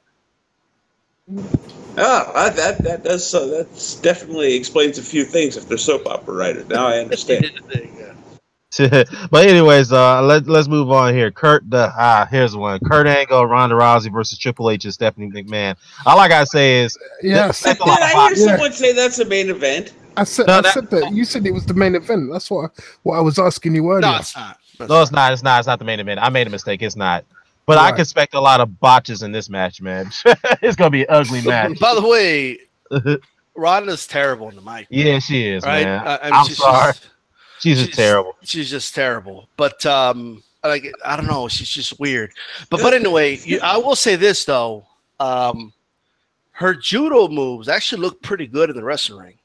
Yeah. You know, they actually look pretty good. So I see her flipping somebody or something. I don't know if she'll hurt somebody. She don't stop. But Stephanie's there because she's going to be the one in the armbar. She's going to tap out. That's what's going to happen. So how long is Ronda going to be like full time or just? What's the match? What's the match with Ronda Rousey?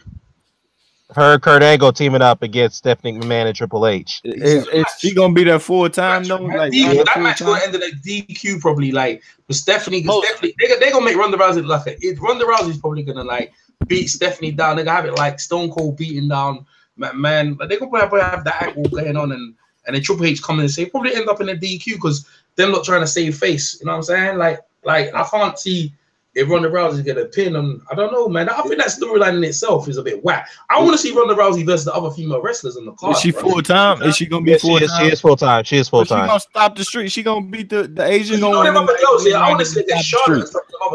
Yeah, she gonna stop the streak, man. She gonna stop the streak. Oscar, you think she gonna be Oscar? Oscar gonna win. Oscar win the night for Ronda to get over on her later. Yeah, hell yeah. Yeah, I can see that. I can see that happening. That's true.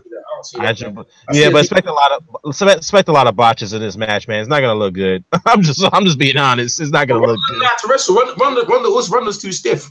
Ronda's gonna hurt someone. So Stephanie's stiff as well. So they might as well go together. So that's true. They're good. They're a good combination. All the other wrestlers, they're gonna kick Ronda's ass out there, man. Oh yeah, Oscar's gonna beat the shit out of her. All right, guys, I'm back. I almost burned down the damn house. Yeah, Ronda in the face, right? Ronda, all Ronda does is get angry, try to kill you. She's supposed to sell it. She's supposed to look like it's hurting. But Ronda's gonna look at you and try to tear your head off for real. You know what I mean? And I don't know where they're going with this Ronda Rousey thing because I don't know if it's pushing any numbers. Because that ain't gonna make me go watch WrestleMania. Now you talked about it, she's on it. I'm thinking of paying for it, but I don't know, man. It ain't making me go out my way to go watch it. I don't know about you, these stars. You buying it? Dan, you buying it? I might get it for free. Yeah, you can get it for free for the month. You can stream it. I don't know if it's worth streaming. Anyway, was that the main event? No. That's a couple more matches. Giving a free month. You keep it. There's a couple more matches. Well, you know what? I did mention Charlotte and Asuka could be the match of the night, but this one, AJ Styles versus Nakamura. That's the match right there. That's the match right there. I definitely. Sushi Nakamura. That's a good match. That's a good match. Look, if you guys want a preview, you can actually look it up. Okay, they had a match in New Japan. Excellent match in New Japan. I was the question is, like, was he in TNA then, or was he in WWE at the time? Nakamura was in New Japan, right over there in Japan. It was after AJ Styles left TNA before he came. It was in between time. I don't know AJ. I don't know if AJ's the same. I don't know if AJ's the same. You know what I mean? Was he doing the Bullet Club thing, D-Style, at the time? Yeah, I'm not sure. I don't different guy, man. I just looked at the match. Like, quiff in his hair now. He looks strange, man. He like. I will say this though, AJ Styles, he's obviously not as athletic as he was in his mid-20s, okay, or early 30s, but he's definitely a better storyteller in the ring. You see, he used to do a bunch of moves and they didn't even make sense. He was just doing. Oh, don't lie. But now, no, I'm being real serious. No, man. Story. When he was in TNA, he was AJ was the phenomenal one. Like, he had some wicked moves, man. Like, okay, but what good to move if it doesn't make sense? Like, how many of the guys make moves and don't make sense though? How many guys of the guys these days make moves? Look at the guy Miz. A lot of them. You know what I'm saying? Like, we got a bunch of dudes that could do flips and all this crazy shit, but they don't even. You talk about the luchadors, man. Like Julio Guerrero, man. That dude made moves that didn't make any sense either, man. I was like, what the fuck was that? Hoovy was the man. Yeah, but but still though, it was like, what the fuck was that type of move? I used to fuck with Hoovy in WCW. Yeah, Hoovy was good though. Juice. The Juice. Muncie Brown was my when he had that gimmick where he was not all the women like the Nitro girls. You want the Hoovy juice? Yeah, I remember that shit. The Hoovy juice, man. Hey, Mr. Boxer today is. What were they called? The Filthy Animals. Yeah, match of the night. Yeah, you think that's going to be match of the night? Sounds like I think it could be match of the night. That's going to be the match of the night, man. But the question is Vince?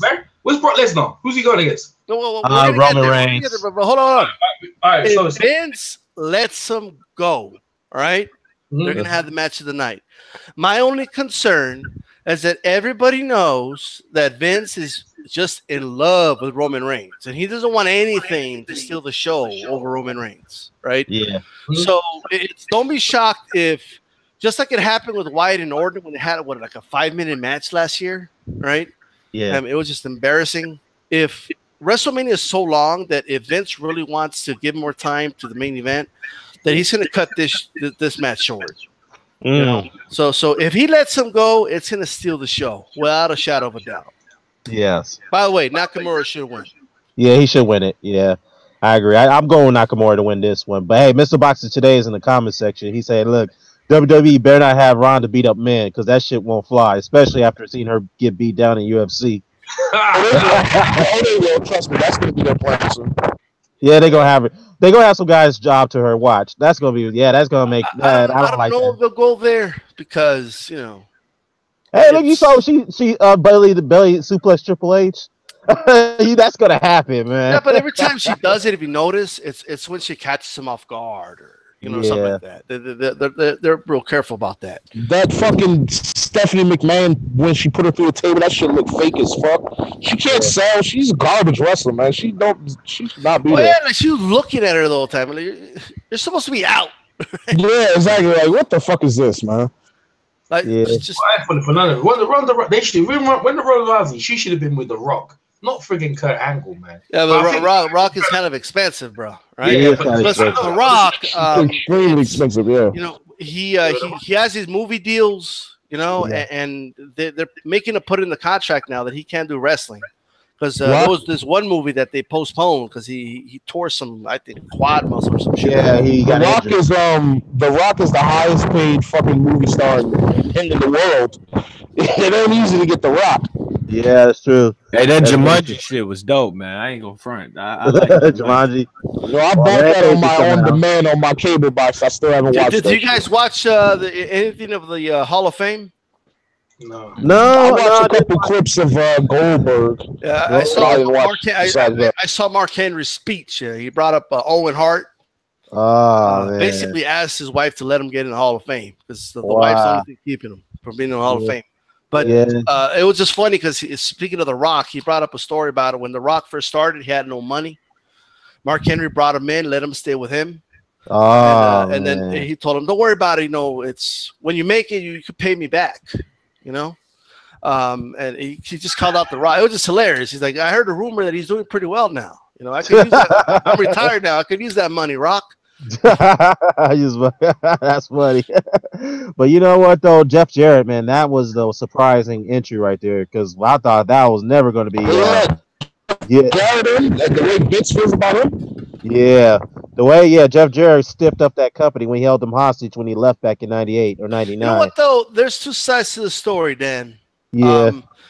The contract expired and they still had him with a belt. Right. Technically was no longer contracted with them. Right. But he wanted to get paid for working past the contract. Yeah. And people say, well, he tried to stiff him. He tried to get more money. Well, you're not going to work for free. And then not only that, they wanted him to lose to China. Right. So they're like, okay, I'll lose to a woman, but you're going to pay me for it. And that's what he did. I don't blame him for what he did. To lose to China. Fuck. Yeah, he talked to her. They wanted him to job the fucking China when she was like the ninth wonder of the world, whatever the fuck they were calling her back then. That's hard, man. That's hard thing to do. Yeah, he's like a guy like Jeff Jarrett who has a reputation. Double J's a proud dude, man. Put yourself in his shoes. He was no longer under contract. That's not his fault. They kept the belt on him, right? Yeah. And then the pay-per-view was the day after his contract expired. So he wanted to get paid for working an extra day, and they wanted him to drop the belt to China. Yeah. So what people just expected him to just show up and do it for free and just leave. Yeah, that's a good point. So then he goes to WCW, like, oh look, that's the guy that lost to a woman. Yeah. So yeah, he had it in the contract and he made sure if somebody's gonna interfere. I forgot who it was that helped her win that match. Deborah. So yeah. Deborah and Michael did it, or Deborah Austin, or whatever her name is now. Well, there you go. Yeah, but all right. Well, we just mentioned Brock Lesnar for a second. This is the main event: Brock Lesnar versus Roman Reigns Universal Championship. As I told you guys a couple of hangouts ago, Lesnar's leaving the company. He's dropping the reins. Maybe I expect this match to be short. It's going to last no longer than 13 minutes or maybe 15. So I mean, Roman only knows like 3 moves. What else are you gonna do? Well, Lesnar's in-ring work is kind of has been declining because his endurance has been in question. So that's why his matches been end up in squashes and relatively short. So I don't know. What's up? Go ahead. Brock Lesnar makes $6 million a year, and he only has 6 pay-per-view matches or so a year, right? Right. When they told him, "Hey, you want to lose to Goldberg in a minute?" Sure. Yeah. 1 minute of work? Yeah, why not? Like, so I don't blame him for doing that. But as far as here WrestleMania, I mean, look, Lesnar could go, right? You put him in there. Look at his match with AJ Styles at freaking Survivor Series. Survivor Series. That I watched recently. That was a good match. You recommended it to me. That's fantastic. Yeah, fantastic. So he can go, but Roman can't. Okay, I don't care how many times. Yeah, Brock's learned to sell. I was like, whoa, Brock's learned to sell. I can't believe it. Yeah. Well, he's gonna have to sell his ass off with this, but look, yes, I do believe he's got to carry Roman, isn't he? Look, Lesnar's gonna go back to UFC, right? Yeah. But from what I understand, he wants to still be under contract with the WWE. Right? He doesn't want to lose that contract. He wants to do what they were supposed to do before he got busted with the steroids, right? So then he just stayed with WWE. Okay, he got suspended after the Mark Hunt fight. Yeah. Right? So now the only thing is, understandably so, Vince doesn't want to be fighting. One, if you lose, it's not gonna look good. You lose your mystique. Yeah, exactly. Use your aura, as you want to call it. Yeah, you lose your aura. It's like you're gonna watch, let's say Hulk Hogan wrestle the Ultimate Warrior at WrestleMania 6, but let's say he had a boxing match with Mike Tyson, 4 weeks before they got knocked out in 30 seconds. You're not gonna care about that WrestleMania 6 match anymore, right? Exactly. So you want to keep that aura, and I just think that I think that's the big thing. Now, if he wins his UFC match, I mean, the aura becomes even bigger. So it's a calculated risk, but I think Vince is just open for him to come back. If he goes to UFC, he's going to get knocked out, right? It's bound to happen. Yeah, he doesn't like to get punched or get busted for PEDs again, or get busted for PEDs, and then he'll be back. He does not want to leave in bad terms because that's too easy money for him. Yeah, he knows that. I think that you're right. I think Vince is telling, look, man. Like he makes more money than everybody except John Cena. Okay, in that company, and he only works like a couple of dates a year. Man, I would never watch John Cena wrestle ever a day in my life. I forgot to mention John Cena. They didn't even mention this match. John Cena and the Undertaker. God damn, man. Yeah, John Cena and the Undertaker. I don't know. This Roman Reigns might be worse. But I don't watch regulars. So. Well, actually, there's another match. John Cena Undertaker. There's gonna be. I don't know. If there's gonna be a match, but there's gonna be a confrontation. What's gonna happen? Then the mentality. What's gonna happen? I don't know. What I can tell you one thing. I think that Undertaker is gonna come in. He's gonna come in as American badass gimmick. I don't think he's gonna come in as a dead man. I think that's gonna be the confrontation with Kid Rock or whatever. Yeah, with a Kid Rock. Yeah, he gonna come in with Kid Rock. I think that's what's gonna happen. I don't know. I mean, look, to be honest with you, Taker should just give this up, man. I don't know. I mean, every time he's in the ring. Okay, I see where so that way he can ride his bike to the ring so he doesn't have to walk. Yeah. I every time I hear Kid Rock, I gotta just bar with the bar to bang the that shit was hard, bro. Yeah, Bob the Bob. I have to admit that I was actually like that song, man. But shit was dope, bro. What song did is that the one he came out with, the Undertaker? Man, no, it's different. I just said like it's Kid Rock, man. That shit was funny, man. That was a good ass song, though. Yeah. Well, at first he came out with the Lip Bizkit Roll, and then he transitioned to the Kid Rock song, American. I think what was it called? I forgot. I don't know. Yeah, but anyways, man, I look, man. I mean, the WrestleMania card looks pretty good. I ain't gonna lie. I'll probably go ahead and watch it for free because I don't have the network. I'm not a network subscriber, so I'm gonna go ahead and subscribe to it for free and watch it, and then bam, I'm gonna just cancel it afterwards. Well, man, my man Kid Rock went from rap culture to a conservative. Yeah, fuck, bro. Yeah, I don't want to talk about it, but anyways, man, it should be a hell of a card. I hope you guys can catch it tonight. Those in the comment section, if y'all interested in WrestleMania, you guys can go ahead and subscribe to the network, watch it for free, and then go from there. Of course, they need a credit card on file, so just keep it at that. But if you do choose to keep the network, It's what, $10 a month, I think, or $9 a month afterwards. Not bad. $9.99. There you go. Plus whatever like, so if you live in the place where they tax you high, like in New York, it's probably like $14. Right? No, well, California don't tax you for that, so we're good. We don't have that type of sales tax. But yeah, let's see. We'll see what happens from there, man. But let's go back to boxing, y'all. Let's get into it. I do gotta go though. All right, I gotta roll. All right, brother. I almost burned down the house, and so you know. Hey, it's good to have you on to chop it up on the wrestling, man. Much needed, man. All right, man. You take care, brother. All right. All right, peace. Don't burn your house down. Yeah, burn the house down. But let's chop it up on some boxing, y'all. Let's get into it. I know we all saw that card last night. Damn good card. There were a lot of good fights. Let's start with the J-Rock and Gallimore fight. I scored that fight 116-112, but Patricia Martin Jones, I mean, 114 to 114. Yeah. 114 to 114. What fight was she watching? I mean, how the hell you give Gallimore 6 rounds? I saw him only winning 3 rounds in that fight, man. And he was getting beat up pretty badly, especially in the 11th round when he took some, huge uppercuts. He took like 5-6 straight uppercuts to that round. And I'm surprised he was able to, withstand that onslaught by Williams. And he was in survival mode in the 12th round, obviously. So, I mean, the kid got hard. Got to give it up to him. But J-Rock definitely was the definite winner, man. And this was the title eliminator for the IBF. So he is on the #1 challenger to that title. So at light middleweight. So what are y'all thoughts about J-Rock's performance? Anybody can get in. I thought to be honest, it was worrisome for about the first 4 to 6 rounds. Yeah. Well, you thought J-Rock was going to lose it? Possibly. It didn't look good. He didn't look sharp, and he looked what's the word? Hesitant. Yeah, I guess not like unable to pull the trigger. You know what I mean? Not that. Just like like I said, cautious. Hesitant. Yeah. I mean, he's coming off a knockout loss. See, I mean, it was 2 fights ago now. Yeah. Second fight back from a knockout loss, fighting against kind of a puncher. So yeah.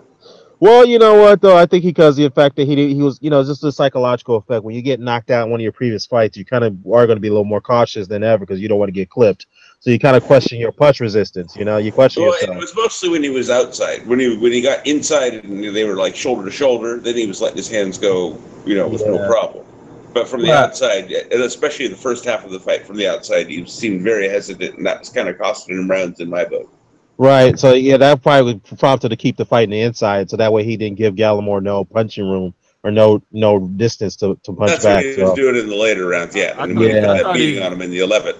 Yeah. I thought early in the fight he was controlling the fight. I gave him the first 3 rounds and gave Gallimore the next 3, and after that, I don't know if I gave Gallimore any more. Like maybe one more after, but it. Okay, I think I probably only gave J-Rock like 2 rounds or 1.5, and then 1 even or something in the first half. The first 3, I thought he was boxing well from the outside, his jabs and stuff like that. And he stepped in with the body work. Now, did he look great on the outside? He just looked complete, and he looked like he was keeping his hands up. No, he didn't look great. He kept his hands up, but he catch some shots, and he'd give back to Gallimore and change the range. He was controlling where he wanted to go. But I thought he was making a mistake stepping in, but he showed me later in the fight that he was breaking him down. Maybe he felt something I didn't. That's always can be the case with him in the ring and me watching. He felt something I didn't. Gallimore broke down. I had it, about 9-3, 8-4 for J-Rock. Yeah, I got the same score. I scored in 9-3 for 8-4 for J-Rock. I'm sorry. I scored 8-4 actually 9-3 for J-Rock. 9-3 for J-Rock. I scored it 117-110. What do you have, Charlie? Well, you see, my stream went down in that fight. So when I saw it, I saw Gallimore winning. I forgot what rounds it was. It was early in the fight. I had him winning a couple of the early rounds. Then after that, I don't know who it was, but most of you guys are saying the same thing. So you agree that J-Rock won the fight. Yeah, but the bullshit part about it is that 114 score. Patricia John Moore scored that a fucking draw. And I'm like, what fight was she watching? I mean, seriously. I mean, this whole card has some questionable scorecards by a couple of judges, man. I'll play devil's advocate because I only had J-Rock by probably a point or two. Really? Yeah. A lot of people did. The first half of the fight, yeah, J-Rock didn't do well at all in my book. I mean, I think I gave Gallimore 4 rounds out of the first 6. Okay, 4 rounds is kind of 4 rounds is kind of stretching it, but no more than that, man. He did not win. I'm sorry, he was getting beat up, man. I'm sorry in the later rounds of that fight. No, I said out of the first 6, Low Place gave him 3 out of the first 6. Yeah, that's fine, 3 rounds. But after that, Low Place did say that he kind of gave it to J-Rock throughout the rest. I thought he started blowing him out. After that, I probably only gave him like 1 round. You know, that's just me. But I'm saying, you know, well, if I scored it that way, I guess I'm just playing devil's advocate, like I said. I could see how you came up with it. Someone came up with it, or I mean, quick it doesn't seem as much a stretch to me. Yeah, on that WWE app, can you like replay the pay-per-views right away? Yeah, you can. You can do that. All right. Well, so like, soon as it's over, are they gonna upload it and I'm gonna be able to watch the whole thing? Yep, you can replay it. Just like the rest of the archive, you can watch all the old stuff too. Yeah. Yep, it's in the archive section. Yes, I'm gonna do that shit tonight. I'm gonna do that. Me and my girl gonna watch that fucking pay-per-view together tomorrow. That's all good, man. Dude, you do your thing, man. But yeah, man, I think that J-Rock was the rightful winner. He is gonna be fighting the we'll get to that fight in a minute. The IBF light middleweight fight. He is gonna be the #1 contender, so we'll see how that fight plans out. We'll talk about that in a minute. Let's go to the next fight. But before we get to that, Floyd Mayweather was in commentary a little bit. And he did mention that he is going to go to MMA. He's going to go to the UFC. And we don't know who his first opponent is going to be. So we'll have to wait and see on that. I know how EJ and Charlie feels about that. But there's one thing he did mention that was kind of newsworthy, I should say. He mentioned that Tank Davis will be fighting Lomachenko after Tank Davis gets past Cuellar and then Lomachenko gets past Linares. I mean, I said my thoughts about this earlier. I will say, though, if Floyd is very genuine about that, and I think he is, based off the language, I'm picking Lomachenko to win that fight. He's going to really batter Tank. Once that fight goes down, what are you guys' thoughts about that? Dwayne? Feeding him to the wolves. That's what Tank gets for running his mouth the Pedraza fight and all that. Like I'm saying, you thought that was a setup? No, Junior. This is a setup. The thing is, right, to tell you the truth, he's got to achieve now because he's had the title. How many defenses has he had with that? Well, that's what I'm thinking. Mayweather can't really lose in a way if he approaches it from that perspective. It's Floyd did it, so why can't he do it? You know what I mean? Right. I guess because it's more of a punishment. Do you think it's more of a punishment? It's like, hey, man, you went bad mouth about me. He has to do it now. All I can do is look at the chain of events. Sorry, Charlie, man. All I can do is look at the chain of events, Dan. Yeah. You know what I mean? He ran his mouth, talked about us. I was set up to fail, blah blah blah, and now he's fighting Lomachenko, the guy that Floyd didn't want him to fight. You tell me what you think. Yeah, go ahead, Charlie. You want to respond to that, brother? Yeah, no, I was I lost my chain of thought, Sorry, let me jump in. Okay, go ahead, Dwayne. Charlie, you could get back in once you get that train of thought back. Go ahead, man. Listen, Tank's been spending too much time with Adrian Byrne, and Adrian Byrne takes a lot of smack. So Floyd, I think. One thing I saw on Tank's like Instagram and Twitter was like he was putting like, I think it was throwing shades at Floyd by saying stuff like when somebody doesn't want you to achieve their greatness or something, you setting them up. So I think he kind of knows it. Yeah. That's what I was talking about. He was talking about he referenced the Pedraza fight as a setup, and I'm like, what? Yeah. that wasn't a setup. That was a way for him to become the youngest champion on the planet. And so Dwayne said it right there. That's what I was going to touch on, like the whole Adrian Broner thing. He's just making an example out of him so that he doesn't turn out like Broner. If he doesn't get it under control now, then you know what I mean? Then he'll never have it under control.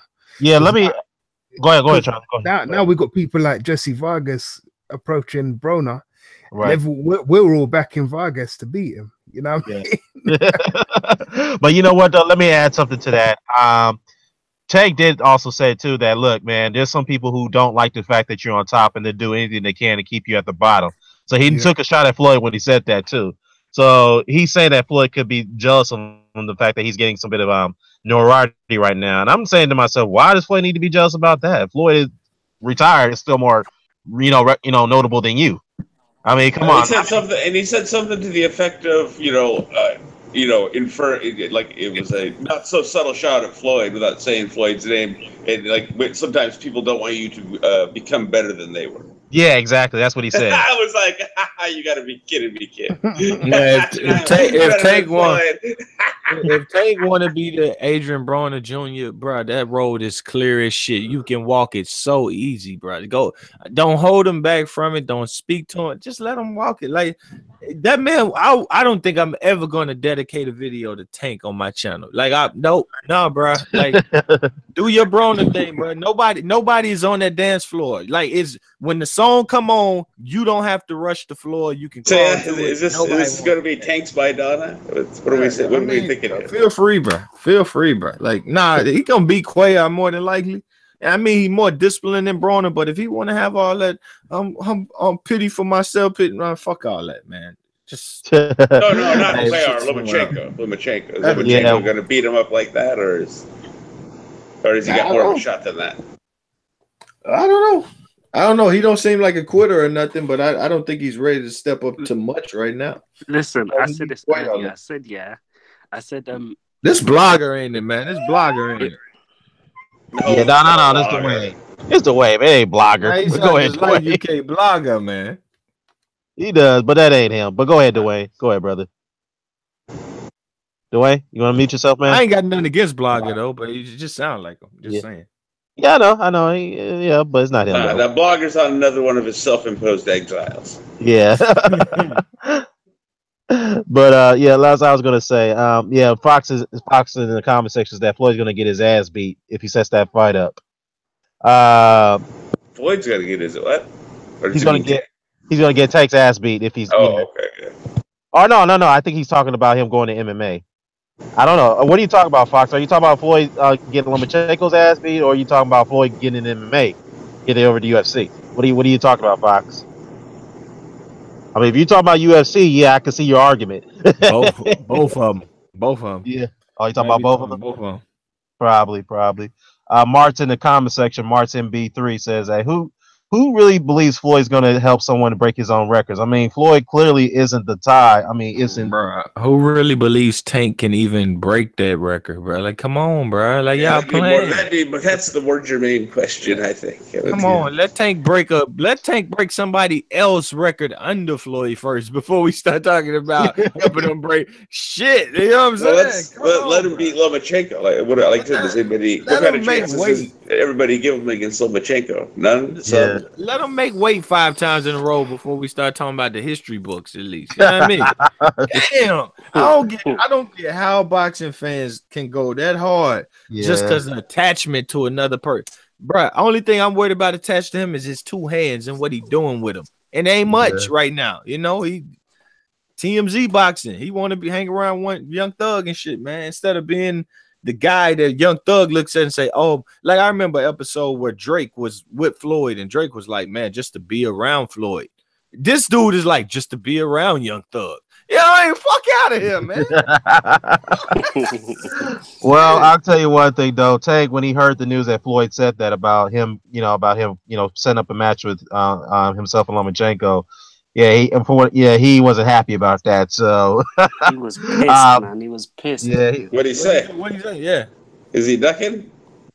No, what he did, he went on his social media. He went on Instagram and he put out a meme, an angry meme or something like that, and he took like another shot at Floyd. So it's like, okay, man, he was not happy about that at all. So yeah, when he heard the news, he just put out an angry meme and he said something too, which is an indirect shot. I have to go back and look to get that message, but he's not happy.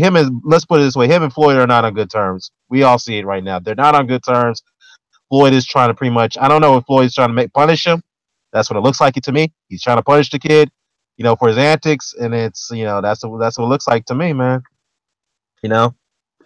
Yeah, but we'll find. We'll see what happens down the line. We'll see how did he take the picture down or something? Hang on, though, please. Does he have a chance against Lomachenko, Dan? Nope, I don't give him no chance. Charlie Brown? Who's that? Does Tank have a chance at all against Lomachenko? He should do. He should do. He gets one fight in between. He's fighting Cuellar. Well, let me finish. I'm saying he's sorry. Yeah, it depends on his. Yeah, but let me finish though. Yeah, go ahead. Yeah, depends on his mentality though, doesn't it? You know what I mean? Yeah. If he's got the same type of mentality as Floyd, then really it's a fight he should win. But if we're looking at it saying, oh well, yeah, Lomachenko's this, that, and the third, then maybe he shouldn't be in a fight with Lomachenko. It really depends on his desire. If he's got the desire, then yeah, he should win that fight. He really should, because he's got the size and strength. But with me, I think it's like it's the same with like the Joshua situation. Like, because he won a belt so early, everyone is expecting him to step up even more. Right. Like, you know, like when Joshua won the belt, everyone's like, oh, well, you shouldn't have fought for the belts. You shouldn't have fought for the belts so early. You know what I'm saying? But this is the thing, right? If you fight for a belt early and you're quick to take the fight, okay, you take the fight, you win the fight, then you've got to know once you're a champion, there's no more easy nights. You know what I mean? It can't be, let's take 3 steps backwards because you've already made that jump. Yeah, so that's the problem. But I get what you're saying. But at the same time, I'm looking at it like, well, you're at 120. Well, he was at 120. Where would that fight be at 135? Yeah, it'd probably be a lightweight. Yeah, it's gonna have to be a lightweight. So really and truly, he's gone up a weight anyway because he was considerably bigger than the other guys at 126. So he really should beat Lomachenko. Yeah, you know what I mean. If he's good, as good as he says he is.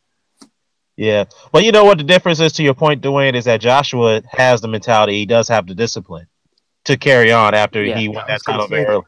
He does have it, and that is an excellent point that you made, because I've said this many times. Once you win this title, all those baby steps are gone now. You're going to have to defend it against all the top comers, and Joshua has done that. Even though some people have gone against me about that, say, hey, not many champions have done that in the past. Yeah, that's true. That there haven't been many. But there have been some who've done it. Fernando Vargas did it when he first won the title. He took a hard road when he first won the IBF title. Evander Holyfield, Mike Tyson. I mean, all those guys have done many. There's been other champions who've done it as well. So, but yeah, get to the point is like all those baby steps are gone now. You're going to have to defend that title against all comers, and unfortunately, Tank doesn't have that discipline. To me, I felt that he probably didn't want to, defend his titles when he lost on the scale. He doesn't just have the discipline. He probably doesn't believe in himself, or he doesn't want to do he doesn't feel that he needs to dedicate more work now since he's a champion. I don't know what his mentality is. That's what it sounds like to me. You mentioned Vargas. I'll throw another devil's advocate point out here. Fernando Vargas wasn't the most tremendously disciplined either. In fact, no, he wasn't. But his career was arguably shorter because of his lack of discipline. But you know what, though, to be fair, Mr. Doc, able to succeed in the ring. I'm just throwing that out there. Yeah. But be fair though, Mr. Doc, Vargas, after he beat your boy Compass, he still had that discipline when he went up against Ike Corte, Winky Wright, Ross Thompson, and Raul Marquez. He did have that discipline, even though he was a bit of a hothead at the same time. But after the Trinidad fight, that's when he lost his discipline. I thought he always struggled with his weight, even when he was on the Olympic team. Yeah, he did to some degree, but he still had the discipline a little bit. But after the Trinidad fight, yeah, you're right. He did do it, but it was well known that he struggled with it. Like he grew up in weight between fights and stuff. Right. Yeah, but the thing is, after the Trinidad fight, I think that's that messed up Vargas mentally. It messed him up because he really believed in his aura. He really believed that he was invincible. He can run through anybody at 150. Didn't he? Yeah. Well, no. He fought Winky before that fight. Okay. And yeah, that was a close fight. I felt Winky won that fight, and then obviously Winky being on the losing end of that fight, he couldn't get big fights after that because nobody wanted to fight him after what he did to Vargas. So it took him a long time to get a big fight. And unfortunately, before the Felix Trinidad fight, Shane Mosley gave him a shot, and Winky became an undisputed champion after that. And then he got a big fight against Trinidad and beat him. and had some big fights after that, even though he either drew or lost. The fact is that those fights that he got him into the Hall of Fame. So he had the rematch with me. He had 2 fights with Mosley, didn't he? Yeah, 2 fights with Mosley. He won both of those fights, and then he beat Trinidad. He beat those guys. He dominated both of them. So Week is one of my favorite fighters. Yeah, but yeah, man, we'll see what Tank does, man. I mean, I hope he becomes more disciplined once that fight gets set up, man. I just don't see him beating Lomachenko. I don't see him beating. Yeah, and also Fernando Vargas was an Olympic gold. He was a gold medal winner, wasn't he? No, he wasn't a gold medalist. So he was on Olympic team. So what happened? No, he was never a medalist. medalist. What's happening to Linares and the Mikey Garcia situation and all of that? Well, I know the WBC came out and said that Garcia will still defend that title, so they will eventually. Yeah. So that whole thing about Linares and Lomachenko is bullshit. Well, that fight's still scheduled. It's still scheduled. So we don't. I mean, if one of the 5 fighters pull out, I don't know, but it's still scheduled for May 21st, I think. When is Tank versus Cuellar? 12th of May. 12th of May. Cuellar. Yeah. Because I want to know how they line up. Well, that fight's going to happen in the following Saturday, not the Saturday coming up, but on the 21st of this month. Okay, so their schedules line up then, or lining up pretty well then, if they were going to fight each other next after their upcoming fights. Yeah. So that's what's happening right now. So I mean, if Tank gets past Cuellar, which we expect him to do, and Lomachenko gets past Linares, which we expect him to do, which probably be a much more tougher fight for Lomachenko than Cuellar against Tank. So we'll see. But as far as Garcia is concerned, Mauricio Suleiman came out and said that Garcia will still be defending his 135 title and still compete at 140 as a lineal and IBF champion. So he's trying to pull a Henry Armstrong on this one. Mikey Garcia. That's what he's trying to do right now. Hey, I gotta give him credit for that. I mean, we'll see. How this is gonna play out. But man, I think well, that's yet to be seen. But let's move on to the fight. James Degale versus Degale-Truax, the rematch. Let me go first on this one. This was probably one of the most filthiest, ugliest fights I've ever seen, man. And James Degale, man, I know Lo talks about guys trying to lead in with their head intentionally. Even though he and I disagree on a lot of guys who try to do that purposely. But Degale was doing this on purpose, man. He was intentionally doing this shit, coming in, lunging in with his head against Truax, which caused 2 cuts on above his eyes, and then then Degale suffered a horrid cut above his right eye. It was just ugly, dude. It was like Jesus Christ. But actually, Degale was pumping his jab early in the first few rounds, and then he started to gas out, which I expected. I mean, his endurance is clearly not there, and it's got worse over time in his last few fights. And I don't know.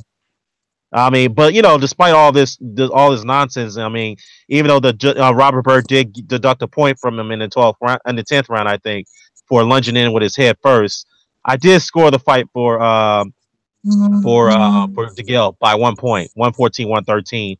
But again, it's one of those questionable scorecards. One judge scored it 117, I think 116-110 or something like that for Degale, and I think that was a terrible score right there by one of the judges who scored that fight for Degale, even though it was UD. But I don't know, man. Degale, I have to say this, man. I don't think he could really compete at 168 much longer after that performance. I think he's gonna have to take one last fight, either against Groves or against Eubank. I think those are the last 2 fights for him, but then he's gonna call it a career.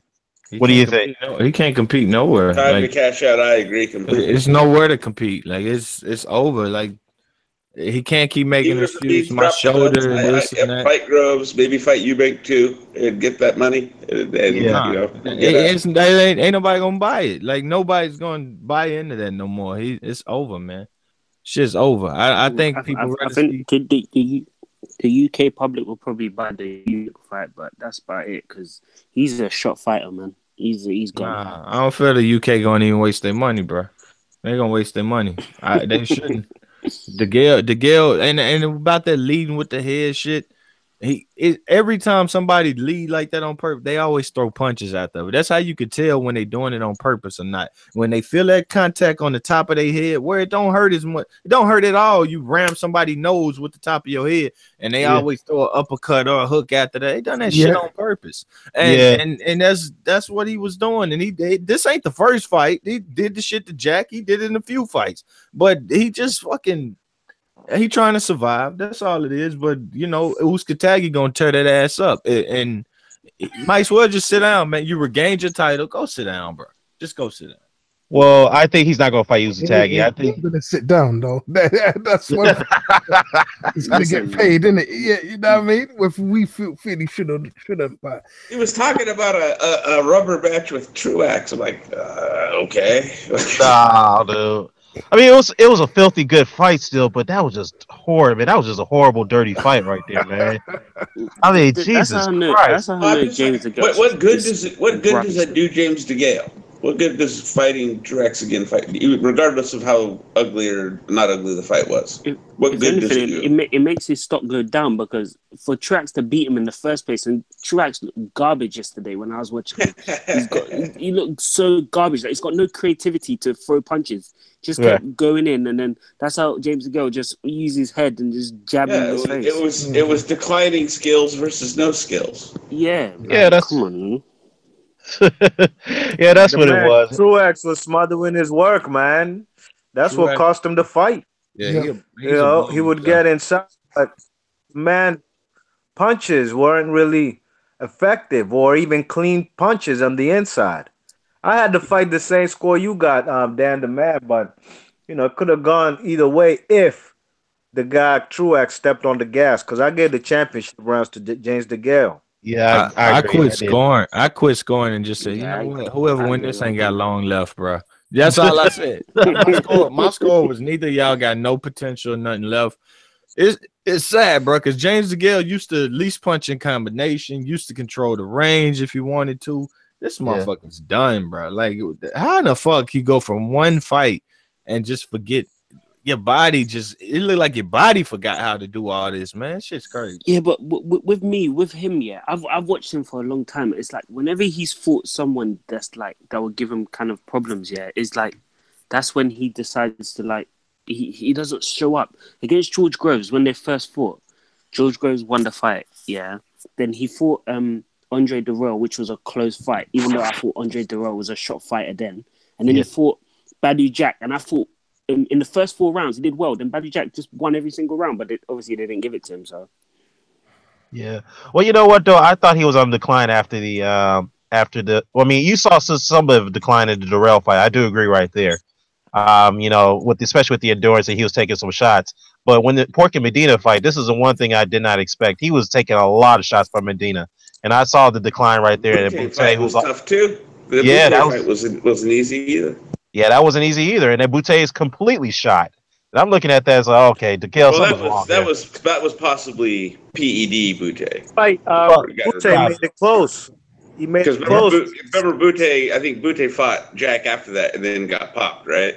Yeah, he did. He Yeah, he got popped after that, man, and they waited, and they gave the decision to. It was weird what they did in that situation. Usually they make them no contest, don't they? Charlie Brown. Yeah, they gave him a win. What the hell? They gave it to Jack. Yeah, they gave it to Jack. So I guess they did it because they looked at it. Man. Well, that is weird, but I think they looked at it and said, you know what? Here's the thing. That's the politics, right? The politics, Charlie Brown. Mayweather. Yeah, but here's the thing though. Jack actually won that fight, and they gave him a draw. That was a robbery right there. So I guess when Boutte got popped, it's like, you know what? Jack rightfully won that fight. Justice. Yeah. But still, he should have won the fight from the beginning then, instead of like, you know, they actually gave it a draw, and then that's some weird shit, man. Yeah, but he won the fight 8-4. I remember that card. That card was in DC. Yeah, I didn't go because I had just gone to the Adrian Broner fight like 2 weeks prior to that. It was in the same month, and you know. That card didn't even do too good out here at the DC Armory. You know what I mean? You know what I'm saying? It was a good card. Which one was that? B. Marsh Theophane? The main event was Jack and Boutte, and Degale fought Porky Medina. I can't remember who else. You went to. The Broner card you went to. They said. What about it? Which Broner card was that you went to? Theophane? Is it the Theophane one? Yeah, Spike TV Friday night. Oh, okay. Well, I definitely, like I said, it'd be yet to be seen on James Degale where he goes from here at this point. But I tell you one thing, he ain't fighting Ramirez or Benavidez. He's going to get smoked by those guys. I don't see him going near them. Even Kategi got him. I think it was Kategi beats him right now. Yeah, it was Kategi definitely beat him. I agree with you on that one, B-Mark. His best option is even if it means, like I said, even if it means drop that belt, go fight Groves and/or Eubank over the UK, and I think that's where he's going to have to go at this point. He's going to have to go that route, take those, even though they're world level fights, but go back to domestic, fight those guys. I think he'll be able to do what Charlie Brown. What do you say? Would they be able to do that at what, the O2, or is that not even that big? Or Copper Box. What fight is that? Degale versus Groves or Eubank. Oh, that was right. Would have been at Wembley, but boy, would have been. But now I'm just saying, what can they salvage from it? I don't know, man. I don't know if they could. Or is the fight, or would they not sell like low places? I don't think the fight is going to sell. Because look, I got to look at these things. One second. What is this? You've got George Groves is through to this final. Yeah, and I think a lot of people overlook the fact that the winner gets 50 million euros. Right. So I'm not being funny.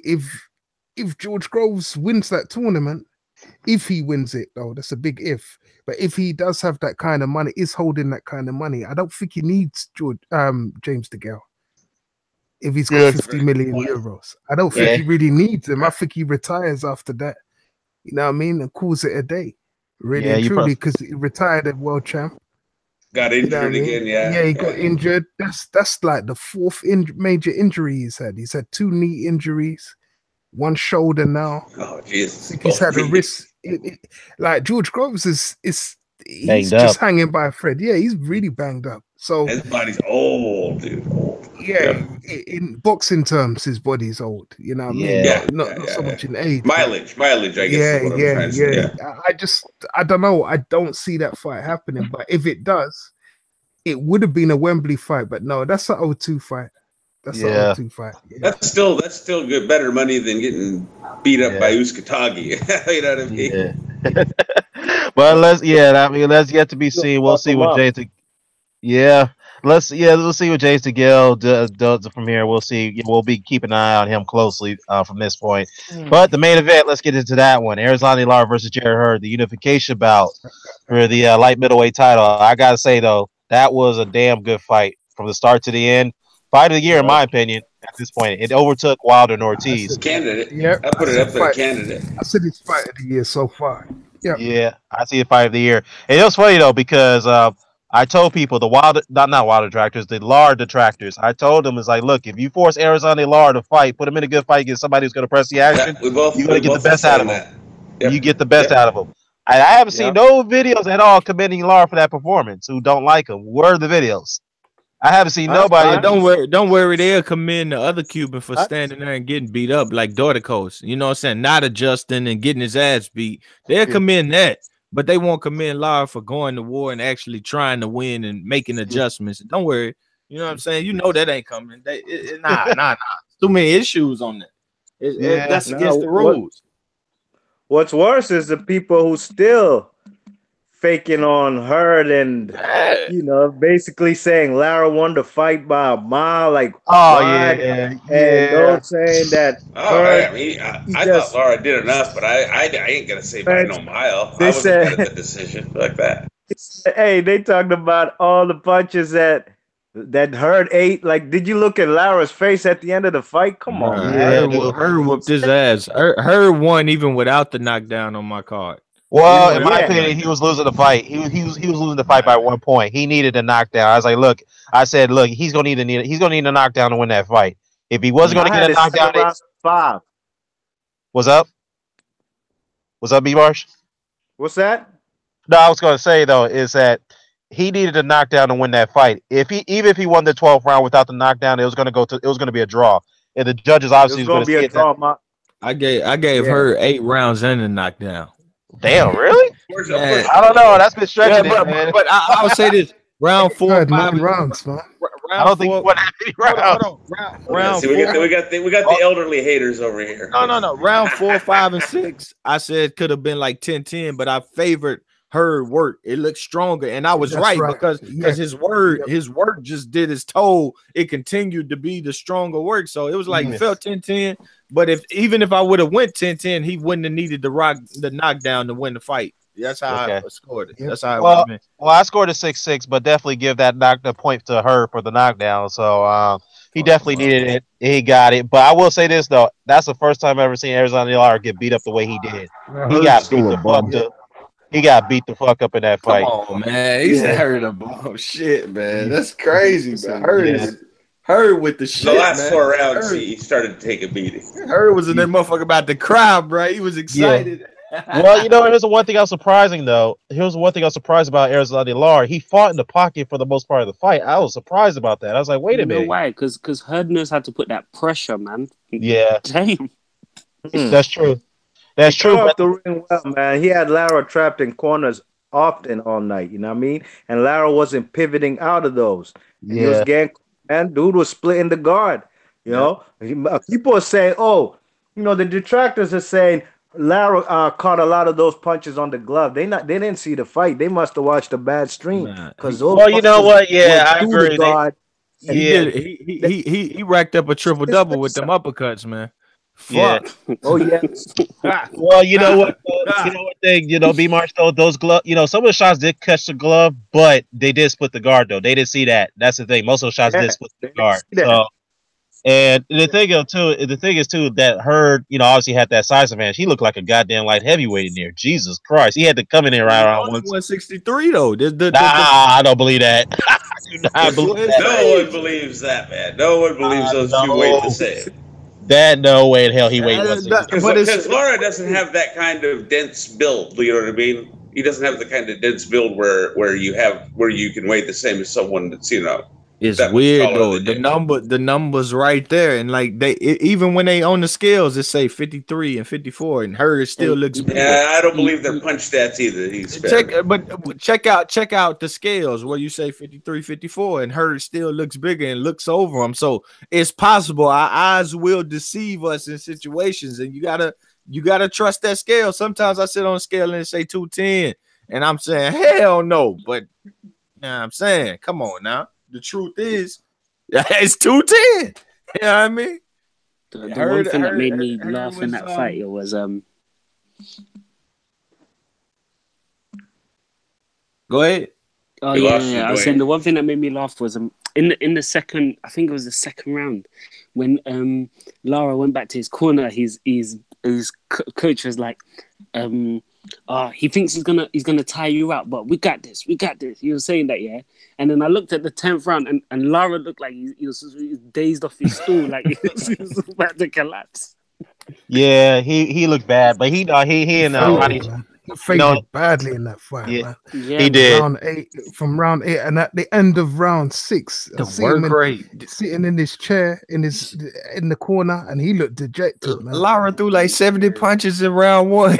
I was like, no way. I was like, no way. You making a huge man with her. You gotta tap, bro. You gotta just tap and catch your shots, and you gotta be Floyd Mayweather. You like this shit getting his respect don't work no more. It don't work. It ain't gonna happen. Yeah, but I will say this though. Lara felt he got robbed. Okay, Roddy Shields is coming out saying the same shit too. I don't know why they believe that. But I will say this though, I do give them credit though. They said they definitely want that rematch and they're going to push for it. So I thought Lara won, but I ain't going to say no robbery. It was like yeah. It was a 1-point decision. You know what I mean? You can't complain about Jamel first. Lara come next. You know what I mean? Okay. Well, yeah, Jamel came out and said that I can see why you didn't want to fight me, but you want to choose to fight Lara instead. Then Jared Hurd responded to that and said, "Well, first of all, the Charlo fight would be much easier than Lara, so I don't know what the hell you're talking about." So Charlo's hating, man. Hating at the moment, man. He's talking mad shit. He better back it up, both brothers. He better back it up this year. Yeah, he better back that up because he was like, "Look, first of all, he was telling her, you ain't gonna be taking punches like that forever, bro. You ain't have." That's what he's saying. You never been hit by a guy like me. Once I crack you, you go see what's going. You go see feel that shot. Man, that blonde haired monster's a bomb, man. Charlo might got the tools to do it, and then Charlo might find dude ain't got himself no skills, man. He might find himself on got no skills. I ain't gonna find it. Whoa, man. He wants to fight, man. Charlo might find himself on the end of a huff and puff and ass. It wasn't a rivalry, though. I wouldn't call it a rivalry, but I didn't have him win. Damn, man. Damn, man. Shit. And on the Staten Island Ferry, man. Checking in from the wind tunnel there. I ain't no motherfucking thing. I'm on my front porch, nigga, and bullshit. Get it right. Fuck JEDRZEJCZYK, nigga. Oh, man. JEDRZEJCZYK, that dude, man. I got Hurd pound for pound 3, bro. I'm going pound for pound number 3, bro. Listen, but you know what? I beat Charlo, man. Yeah, I you know, I'll favor Jared to beat Hurd to beat Charlo at this point. I would slightly though, yeah. I have a, but let me go to the conversation. He's gonna steal them rounds. Charlo got no work rate. You don't work hard enough to like win Charlo's rounds. not that good. Great point. How about that? Charlo's not really. Jamel waits around to clip you, man. Yeah, he waits around too much. But nobody trying to lead on him, no man. Hurd gonna feel him punches more than he felt anybody else's punches, man. That's a big ass 154 pounder too. Jamel ain't no kid himself. That's true. He isn't. But let me go to the comment section real quickly. Lewis Hinton says that Hurd versus Lara better than Ortiz and Wilder. I doubt that highly. I like Ortiz and Wilder, believe me, man. But I think this fight last night actually was a better fight because that might have been slightly better, man. It's slightly better. Let me tell you why. Let me tell Lewis. Yeah, let me tell you, Lewis, why. Look, Lewis. Here's the thing. Wilder Ortiz actually did pick up to maybe the 4th round until the 10th, obviously. But Hurd and Lara not only went the distance, but there was a lot of action throughout, from the first round to the end. There weren't any rounds where you can say, okay, things are slow. It was a lot of action. Obviously, that was due to Jared Hurd pressing the action, but still, though, in my opinion, that was a better fight, in my opinion. But they're both Fight of the Year candidates. So we'll see. But I thought Hurd and Lara was the best fight last night. So I just wanted to point that out. But one thing about Jared Hurd, though, man, I do favor him to beat Charlo slightly. Saddam Ali, I think he'll blow him away. But if that fight ever comes out, what about Beefy? Heavy champion at 154. Yeah, he did WBO. He did WBO champion 154. I'd see Hurd being undisputed champion, man. I think he'll clean up 154. I think he will. The toughest task was Lara, and he took that with a smile. You know what I'm saying? And he got it done. Nah, I think Jamel gonna be tougher though. I think Jamel tough. You know what I'm saying? Listen, that fella's made when I heard pop up. And I'm a Lara fan. I fucks with Lara. I ain't never rooted against him. But yesterday, man, he paid the consequences. That's your dude, B-Marsh. That's your dude. You gotta respect the guy, I know. Yeah, from DC. Where he at on that pound list, B-Marsh? Where he at, B-Marsh? Man, I got him close to top 10. I got bro. Close to top 10. Why not in the 3, bro? The man is 3. Yo, how the fuck you got this bum even how you got this bum anywhere near the top 10, man? Dude can't fight. If you got 15 rounds, Lara is stopped for the first time in his career, bro. I agree. I think if it went down another round. And the old saying is, if was a fifth, we all be drunk. I don't give a fuck about no ifs. It's a 12-round fight. He ain't stop him. Look, Lara should have beat him if he that bad, man. Why Lara didn't beat him? I thought he did. I thought he fucking put himself way out ahead. Man, come on, man. One judge thought he beat him too. It was a split decision. Those punch stats were fucking fugazi. Man, didn't say that many punches. Are always fugazi. Man, that shit was so fugazi, bro. That weight was a lie. They said this nigga was 163 pounds. My ass. That nigga was like 195 pounds. Who cares about that weight bully shit? Only reason the word weight bully is a word in boxing is because Manny Pacquiao fans created that shit to defend him making bigger fighters drain down and weight. I agree. That's the only. That's what happened. Some crybabies made that shit. So I'm not gonna hear it. Everybody else got to fight. They're never gonna hear me say if you don't want to fight, don't in the ring. Let me say this. Nigga, dog. Yeah, let me say this though. And you know what? Let me just say this about that. Hold up, man. Real quick, I just want to clarify something about the weight. I believe he makes weight. I only question the rehydration. Yeah. Well, you know what? Let me tell you something about the rehydration. Let me get into that. A couple of things. The rehydration. The IBF no longer has a rehydration limit for unification bouts. They ended that with the Golovkin and Canelo fight, so that's why he looked a lot bigger than he did in other fights. So, but that's one. And number two, Lara-Hurd, though, I have to be impressed, man. He unified the titles in 22 pro fights. You know, like Anthony Joshua did it in his 19th pro fight. Yeah, I mean, Hurd did it. Now his resume, I may not think of him in terms of pound for pound skills, but his resume is shaping up very nicely. Yeah, it's looking pretty good. I ain't rocking with no light skinned nigga with blonde hair, man. Fuck that dude. That dude's a cornball. Come on, bro. Come on, man. Stop me. We know how you feel about Odell Beckham. Yeah. Who the fuck said I was rocking with Charlo, clown? Fuck Charlo too. I don't even know who the fuck talking to me. Don't get me twisted. You don't know me, homie. Relax, man. Come on, dude. Relax, y'all. Right. Let's get relax. to the right path. Yeah, let's do that. Let's relax, bro. Relax, all right? First things first. Let's just say this, though, man. I'm impressed with Hurd. I think he's got some good wins. He's got Trout. He definitely got Lara. Two impressive wins, man. I mean, Tony Harris. Well, that's a decent win, but I would say the impressive wins are Trout and Lara. But I will say this, though. Yep. Could he go on pound for pound less? I mean, yeah, you can make an argument to put him on pound for pound. As far as putting him in the top five. If he gets Jamel on there, then we'll be talking. Nah, he get Jamel on there, he might just be like number one, and can't nobody fuck with him. I don't know about that. I don't know about that. I'm serious. That's 3 belts. That's 3 belts. That would be 3 belts, and he'd be 3 type kind of primish fighters to do it. You ain't seeing that, bro. Like dudes Lara can beat anybody any given night. He beat Harris at 154, except Hurd. Man, that's the type shit right there, bro. That's some ain't no, bro. Come on, man. Lara-Hurd done the work. He done the job. I don't care if they don't like the stop. This man landed 77 uppercuts on the in one round, bro. He fighting a defensive fighter, and he just said, "Fuck up." Yeah. Eat another one. But you know what, though? Like I said, you can make an argument about it. But like I told you, the other guy didn't like the fact that you made that argument. That's why he made that video about you. I ain't even know. I saw a pound for pound video, and Sean, come on. I'm not finna listen to you do 40 minutes of back and forth with yourself when you can do back and forth with somebody else. Sean is the fucking pedophile, man. He's white trash. Don't even respond to him. Yeah, I don't know what's responsible, but I still don't know how any of you guys watch that stuff. It's comedy by yourself. I mean, if your fan base does it that don't make videos, I get it. But I personally make videos. I research myself. So if I'm going to talk to you or give you 40 minutes of time, I'm going to be talking somewhere during it. I'm not going to be listening for 40 minutes, bro. First take wouldn't be first take if it was 40-minute take. You know what I mean? They conversate. So what you're doing over there, bro? Nah, can't rock. It also wouldn't be first take if Sean Newton was on there. Yeah.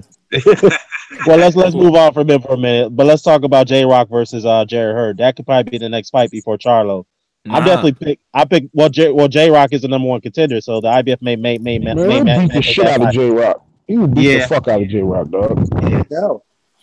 I'll tell everybody in the division. Charlo and him got that date. They're gonna let them unify them belts. That Charlo is like, we already got the October date. The date already mine. Like we already gave us the date. So it's on, bro. It's on. You think the IBF's gonna grant the exemption because they're very serious about the I think he will. I heard won't stay in the division. He said he want Charlo and then he getting out the division. So, yeah, that's what I was going to get into. What was homie name? That Jamaican last night was giving J-Rock some work for early in that fight till he gassed out. Yeah, till he gassed out. Yeah, Degale-Truax. Yeah, well, he did, but I only gave him 3 rounds, man. He got beat the fuck up in the later rounds of that fight. He got beat up pretty badly. So, I mean, he did. He showed heart, he showed effort, but J-Rock, the thing about his stamina was shitty. But you got to thank Natty for bringing that guy to our attention because every fighter Natty picks get their wins with him. That's true. I mean, yeah, we gotta look out for Gallimore, man. He could come back. I do see him being a serious contender at at 154, but he's got to work on a few things. He's got to stop. He's got to keep himself. He's got to keep up that defensive guard a bit more. He's got to learn to move his head a bit more. I mean, he's got to learn to fight in spurts rather than trying to burn himself out in the early rounds, which I think he did. But I think because J-Rock made him work a little bit more. That's probably what happened. So. The only reason I'm tight right now, I didn't want fucking EJ to go undefeated last night. That motherfucker was talking cash shit last night, man. Where EJ at, man? Talk your shit, EJ. Talking it all last night. EJ, you gonna say something, bro? EJ passed out on us? Yeah, he probably passed out. But yeah, man. Look, like I said, I think Jared Hurd thing about the weight. That's another thing too. I don't think he can make 154 for much longer because to me, he's struggling to make that weight. He did look okay in the weigh-in, but he's still struggling. So I think won't be too long for him to jump up to middleweight. I would like for him to unify all the titles. Didn't you just say he's talking about it? Saddam Ali went deaf, man. Fuck, they win. Hey, look, if he win the WBC and WBA, IBF, he undisputed to me. Keep that little piece of shit. Well, he is. He is gonna be undisputed. Yeah, keep that little piece of crap over there, Saddam Ali, Cotto. WBO now. Yeah, take that non-Negro League fighter out of here, bro. The Negro Leagues ain't rocking with Oscar and saying when his fighters can fight. We let you have Canelo, and you didn't do right by the Negro Leagues. Get the fuck out of here. You know what I mean? Like your belt don't even mean nothing. Go fight Liam Smith, bro. Saddam need to go sell that belt to Kell Brook at 154 and get a big payday in Sheffield. That's what Saddam need to do. But yes, what's it? Jared Hurd said after the fight that he'd like to fight Kell Brook as well, and I was thinking Kell Brook's a small guy, like nah. Well, you know what though, that'd be an intriguing matchup though. But I think Kell Brook's gonna want to get that WBO title first before that happens. I was about to say by that time Kell Brook might have the WBO belt. I got a better adjective than intriguing. Career ending. How about that? That'd be a career ending. Gonna get his ass beat, bruh. Oh yeah. Speaking of Kell Brook, him and Errol Spence ran into each other last night in Vegas, man. That was lit. That was funny. They were talking mad shit, man. Errol Spence and Kell Brook. Damn, Kell Brook was there? Kell Brook was in Vegas? Yeah, he was there. Fucking Barbershop Conversations had the fucking interview. They was going at it a little bit. Yeah, that shit was funny, man. Kell Brook going to James Degale, I bet, trying to compensate for why he got whooped. Nah, bro, I ain't even watching him. Nope, nah. Well, Kell Brook is telling Errol Spence, you better get your ass up to 154. I'll beat your ass this time. Man, Errol Spence, worry about your division. Don't chase that dude you already whooped, man. Worry about cleaning up that 47-pound division real quick, like, you know what I mean? But listen, he's gonna have to fight. He's gonna have to keep active. Like, at least Kell Brook is one of them that's coming to him and say, "Look, let's fight." Like, where's Garcia and Porter and them look at, man? They're hiding. Yeah. If he can't get the fights, he need to worry about Hurd, not Brook. You know what I'm saying? Hurd, the man. Brook just a bottom feeder. Well, you think Errol Spence can be like you can say Brook's a bottom feeder, but Brook got the biggest paper in that division, bro. I don't know, man. After he quit in front of 30,000, ain't no telling what he got in that division. Yeah, I'm saying 30,000 white boys in Sheffield come back to that again. Where did he fight the last time? Who he fight last time and where at? I think it was at Lomachenko. Oh, I don't know what the fuck he fought. Yeah, it was at the 02. It was at the 02. 02, they sold that. Did they sell that bitch out? Yeah. Yeah. Yeah, they there did. You go. Yeah, I guess they don't mind breaking the face for a check then, because I know Hurd. Now Hurd. All the white dudes want to do in England is come to the arena and sing Sweet Caroline. It's the event. You get them the event, they gonna show up. It's the thought of the event sometime with their ass. I love that shit though. I love it. Charlie's black ass won't be in there, but the white boys will. Hurd gonna set his face on doves, bro. He gonna put that man face on some rims, 24 inches, bro. He gonna fuck him up. Hey, Realist, I would go to the comment section real quickly. Realist Boxing, shout out to Realist Boxing. He said Brook is staying close as possible to welterweight so he don't have to get killed himself when Khan's fight is made. I'm like, you know what? You're right about that. He basically what Realist is saying that Brook is trying to drag up some guys from 147 to make the fight at light middleweight. That's what he's trying to do. He ain't trying to get near the natural light middleweights. That's what he's saying. So that's probably possible because he ain't talking about Jared Hurd. He ain't talking about Charlo. Fuck no. He ain't talking about those guys. He get his eyes messed up again. Man, he gotta prove he can beat Khan first. Like you gotta do that shit first. Well, he'll beat the damn shit out of Khan, man. Yeah, I mean, I don't know his face, man. Khan might. Khan, nah. Khan will do that. You know what? He'll do that for the first 3.5 rounds. He gets knocked the fuck out. That might be all Brook got. That might be all his facial structures can take. That's what Khan punch like. Well, but you did say something though. Did you say that Errol Spence can take on? Well, hold on, Mr. Doc. Mr. Doc. Hold up.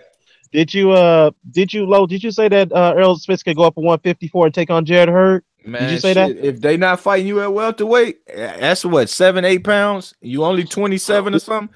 Hey, you talk about Lara-Hurd as this killer Lopez. Why you want to do that to your boy Errol Spence? I thought Errol Spence was your man's in there. I ain't with that boy shit. I'm with them some killers. They both need to go see who the real killer is. That's what I'm on. Fair enough. I'm a savage. Lara-Hurd is a fucking light heavyweight masquerading as a junior middleweight. Benoit, this is the same guy that wants his boy Adonis to fight Wilder. I am a savage, bro. That's true. He don't give a fuck. He wants to see heads pop off shoulders. He don't care. Exactly. He wants to see some Mortal Kombat finishes, man.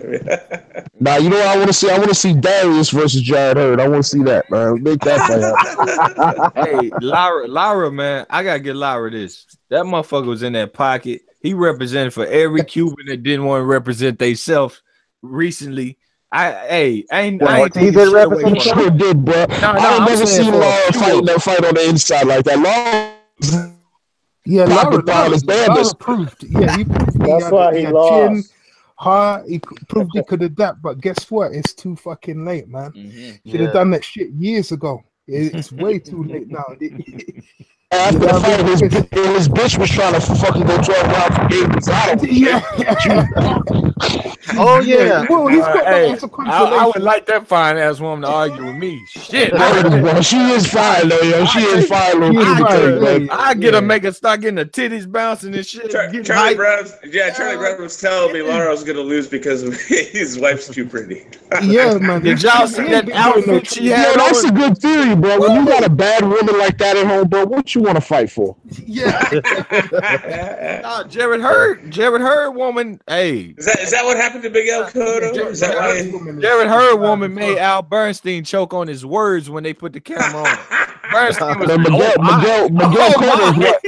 Miguel Cotto's wife had the best titties in boxing 10 years running. Hey, watch the trial fight. Watch the trial fight when it's the trial fight. When the fight is over, they go to Hurd's wife, bruh. His girlfriend or something, and Bernstein is literally breaking down the fight, and he just stops and said, "Oh my!" I was like, "Damn!" I'm like, "You're thirsty as hell." And y'all know Bernstein. I don't know if y'all know, but on his Twitter, he got you can see your likes and shit like that. Bernstein got brazzers on that motherfucker that he done liked and shit. And he was like, I don't know how that got there when people exposed him for it. He's like, I don't know how that shit got there. I didn't do that. I've been hacked. Shit, you like them hoes just like we do, Al. It's all right. I salute you, player. I salute you. Wow, man. But hey, you know what though? Hey, speaking of somebody brought up Gabe Rosado. Gabe Rosado just came out and called out Jared Hurd. I don't know, man. Rosado. What? I mean, I thought Gabe Rosado had sat down. What the hell? Yeah, he's at middleweight. I mean, is he seriously think he could come back down to 154, man? I don't know, man. Even if he does, man, he's gonna get his ass beat by a Hurd, man. That's a massacre right there. I mean, Rosado, he's got a good chin as well, but dude, that's just a mismatch, in my opinion. He could compete, but that's just a mismatch. I mean, what y'all thoughts about that? Rosado calling him out. You got that Francisco Vargas. He's got that Francisco Vargas face, man. If he gets hit in the face too many times, he's gonna be leaking, man. Yeah, it's not even a matter of. Yeah, he can take the punches and not get knocked out, but he'll get cut up. Yeah. Leak all over. The way Rosado talks. Matchup if there's no one available, but if there's people available, then we want to see. I want to see that Charlo, man. That Jamal. He's been running his mouth for years that he's the truth. I want to see it now. The Negro Leagues got him going crazy. That's what it's about, Gabe. Butt out. You know what I'm saying? Well, you know what though? You wasn't here when they went nowhere and they needed names to fight. You went raising your hands up. Butt out. We got this. Charlo got this, player. Yeah, well, you know what though? If the Charlo and the Hurd fight gets made, that the ring title will be on the line that night. And the reason why it wasn't on the line yesterday is because Lara's ranked number 1, but Jared's ranked number 3. So Charlo was number 2. So that's why the ring title wasn't on. It should have been anyways, because they let dude Lomachenko fight, and he fought Kroller, and Kroller was rated 4 or 5. So that's bullshit. They always make the black fighter have to do a little bit more, but fuck it. You know what I'm saying? That's why the Negro Leagues exist. We don't they don't take your belt. Somebody fought Kroller for the lineal title? No. Linares did for the ring title. Yes, the ring title. The ring title. Well, you know what? The lineal title could have been on the line that night for Hurd and Lara. That could have happened, but no, that didn't happen. So, but anyways, when the Charlo and the Hurd fight's going to get made, it's going to be the ring title and the lineal title both be on the line that night. So, I would, yeah. I mean, right now, that just pissed me off, man. You just using the ring. I ain't saying you did, but you brought up them. You know what I'm saying? Because that's some bullshit. The ring should have been on the line last night for them.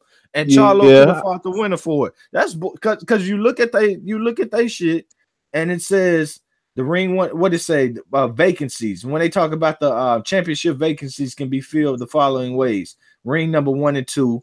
The number 1 and 2 contenders choose not to fight one another. Either of them fight the 1 and 3, 4, or 5 guy. See, when it's Linares, they can do the 3, 4, and 5. But when it's Lara, oh no, that's some bullshit, man. Yeah, that's some bullshit. Right. Trash they weak ass belt, bro. When they try to hand it to you, whip your dick out and piss on it and say, "Would you like it back now?" That's how I feel about them right now.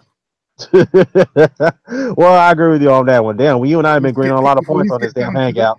Yeah, that's unusual. Fishnuts are never going to do anything for Lara, man. Yeah, he don't like Lara. They did Joshua the same way, 1 and 3. Why did they just come win the belt later? Like, you should want a champion, but when it's a black fighter, do more, Deshaun. Do more, Deshaun. That's all you hear. Yeah, that's true. Sick of that shit, man. Well, look, we'll see. But the fact is that fight is going to be coming up. Not coming up, but hopefully we could get it before the end of the year. I think it should happen at the end of the year. Charlo versus Hurd. I mean, Charlo definitely wants it. Hurd wants it, so why not? There you go. Make the fight. They both want it, so let's get it done. You know what I mean? They're serious about it, so there should be no roadblocks in the way. I know the IBF mandatory might come in the way. Hopefully they'll get that exemption. You know, J-Rock lets J-Rock step aside and wait for the winner. So we'll see, man. But you know, J-Rock's gonna get smoked by both of them either way. So and I like J-Rock too, but I gotta keep it real. But anyway, guys, I think I'm gonna wrap it up here, man. I think we covered everything. So unless anybody got last words before I wrap it up. We got 2 world champions from my city, man, and they looking good. Now we just waiting on Gary Russell. Who the second win? I was just about to Jared Hurd. Well, who else? Him and Gary Russell and Jared Hurd. I thought you was mentioning somebody besides Russell. Okay, I was like, damn, who am I missing? I got you. I'd like to see the return of Russell, man. That would be good for boxing. Yeah, it's the same thing. Yeah, it'd be good, man. But I was gonna mention Mike Tyson's comments about Anthony Joshua, but it was just short and sweet. I don't need to comment. I don't need to mention that. So, yeah, that was just short. There's nothing really to talk about. Mike Tyson just being blunt. That's all he is, you know. But anyways, y'all, I'm glad for you guys to come on, man. It's always a pleasure. We had a very good, smooth hangout. Well, that was a rarity on this case, you know. So we did. So I would like to appreciate the panel: B Marsh, boxing. Charlie Brown boxing, Dwayne Jones, EJ Boxing Live. I know EJ's sleeping in the background. Ben Umar, Low Place, Mr. Doc, and D Style, who was in here a second ago. You know, we were chopping up on WrestleMania and wrestling for a second. So I appreciate you guys coming on. I'd like to thank the comment section, Mr. Alvo, Realist Boxing, James Doherty, NBT Boxing was in here for a second, Boxing Killers TV, Mars MB3, Fox Strike, Mr. Boxing Today was in here for a minute. Pesh K, Black Latin Seas, Akuma's Deception, Ross Clot is always in here, Top Edge Boxing, Great Drink. I think that's all I got. Kiwi Box. So yeah, I forgot to mention last but not least Kiwi and Boxing Square. But anyways, if you guys don't know Boxing Square, please check out his channel, man. He's got some pretty good stuff on there. But anyways, y'all, I'm about to close this out. Until next time, we are out. Peace. Peace. Peace.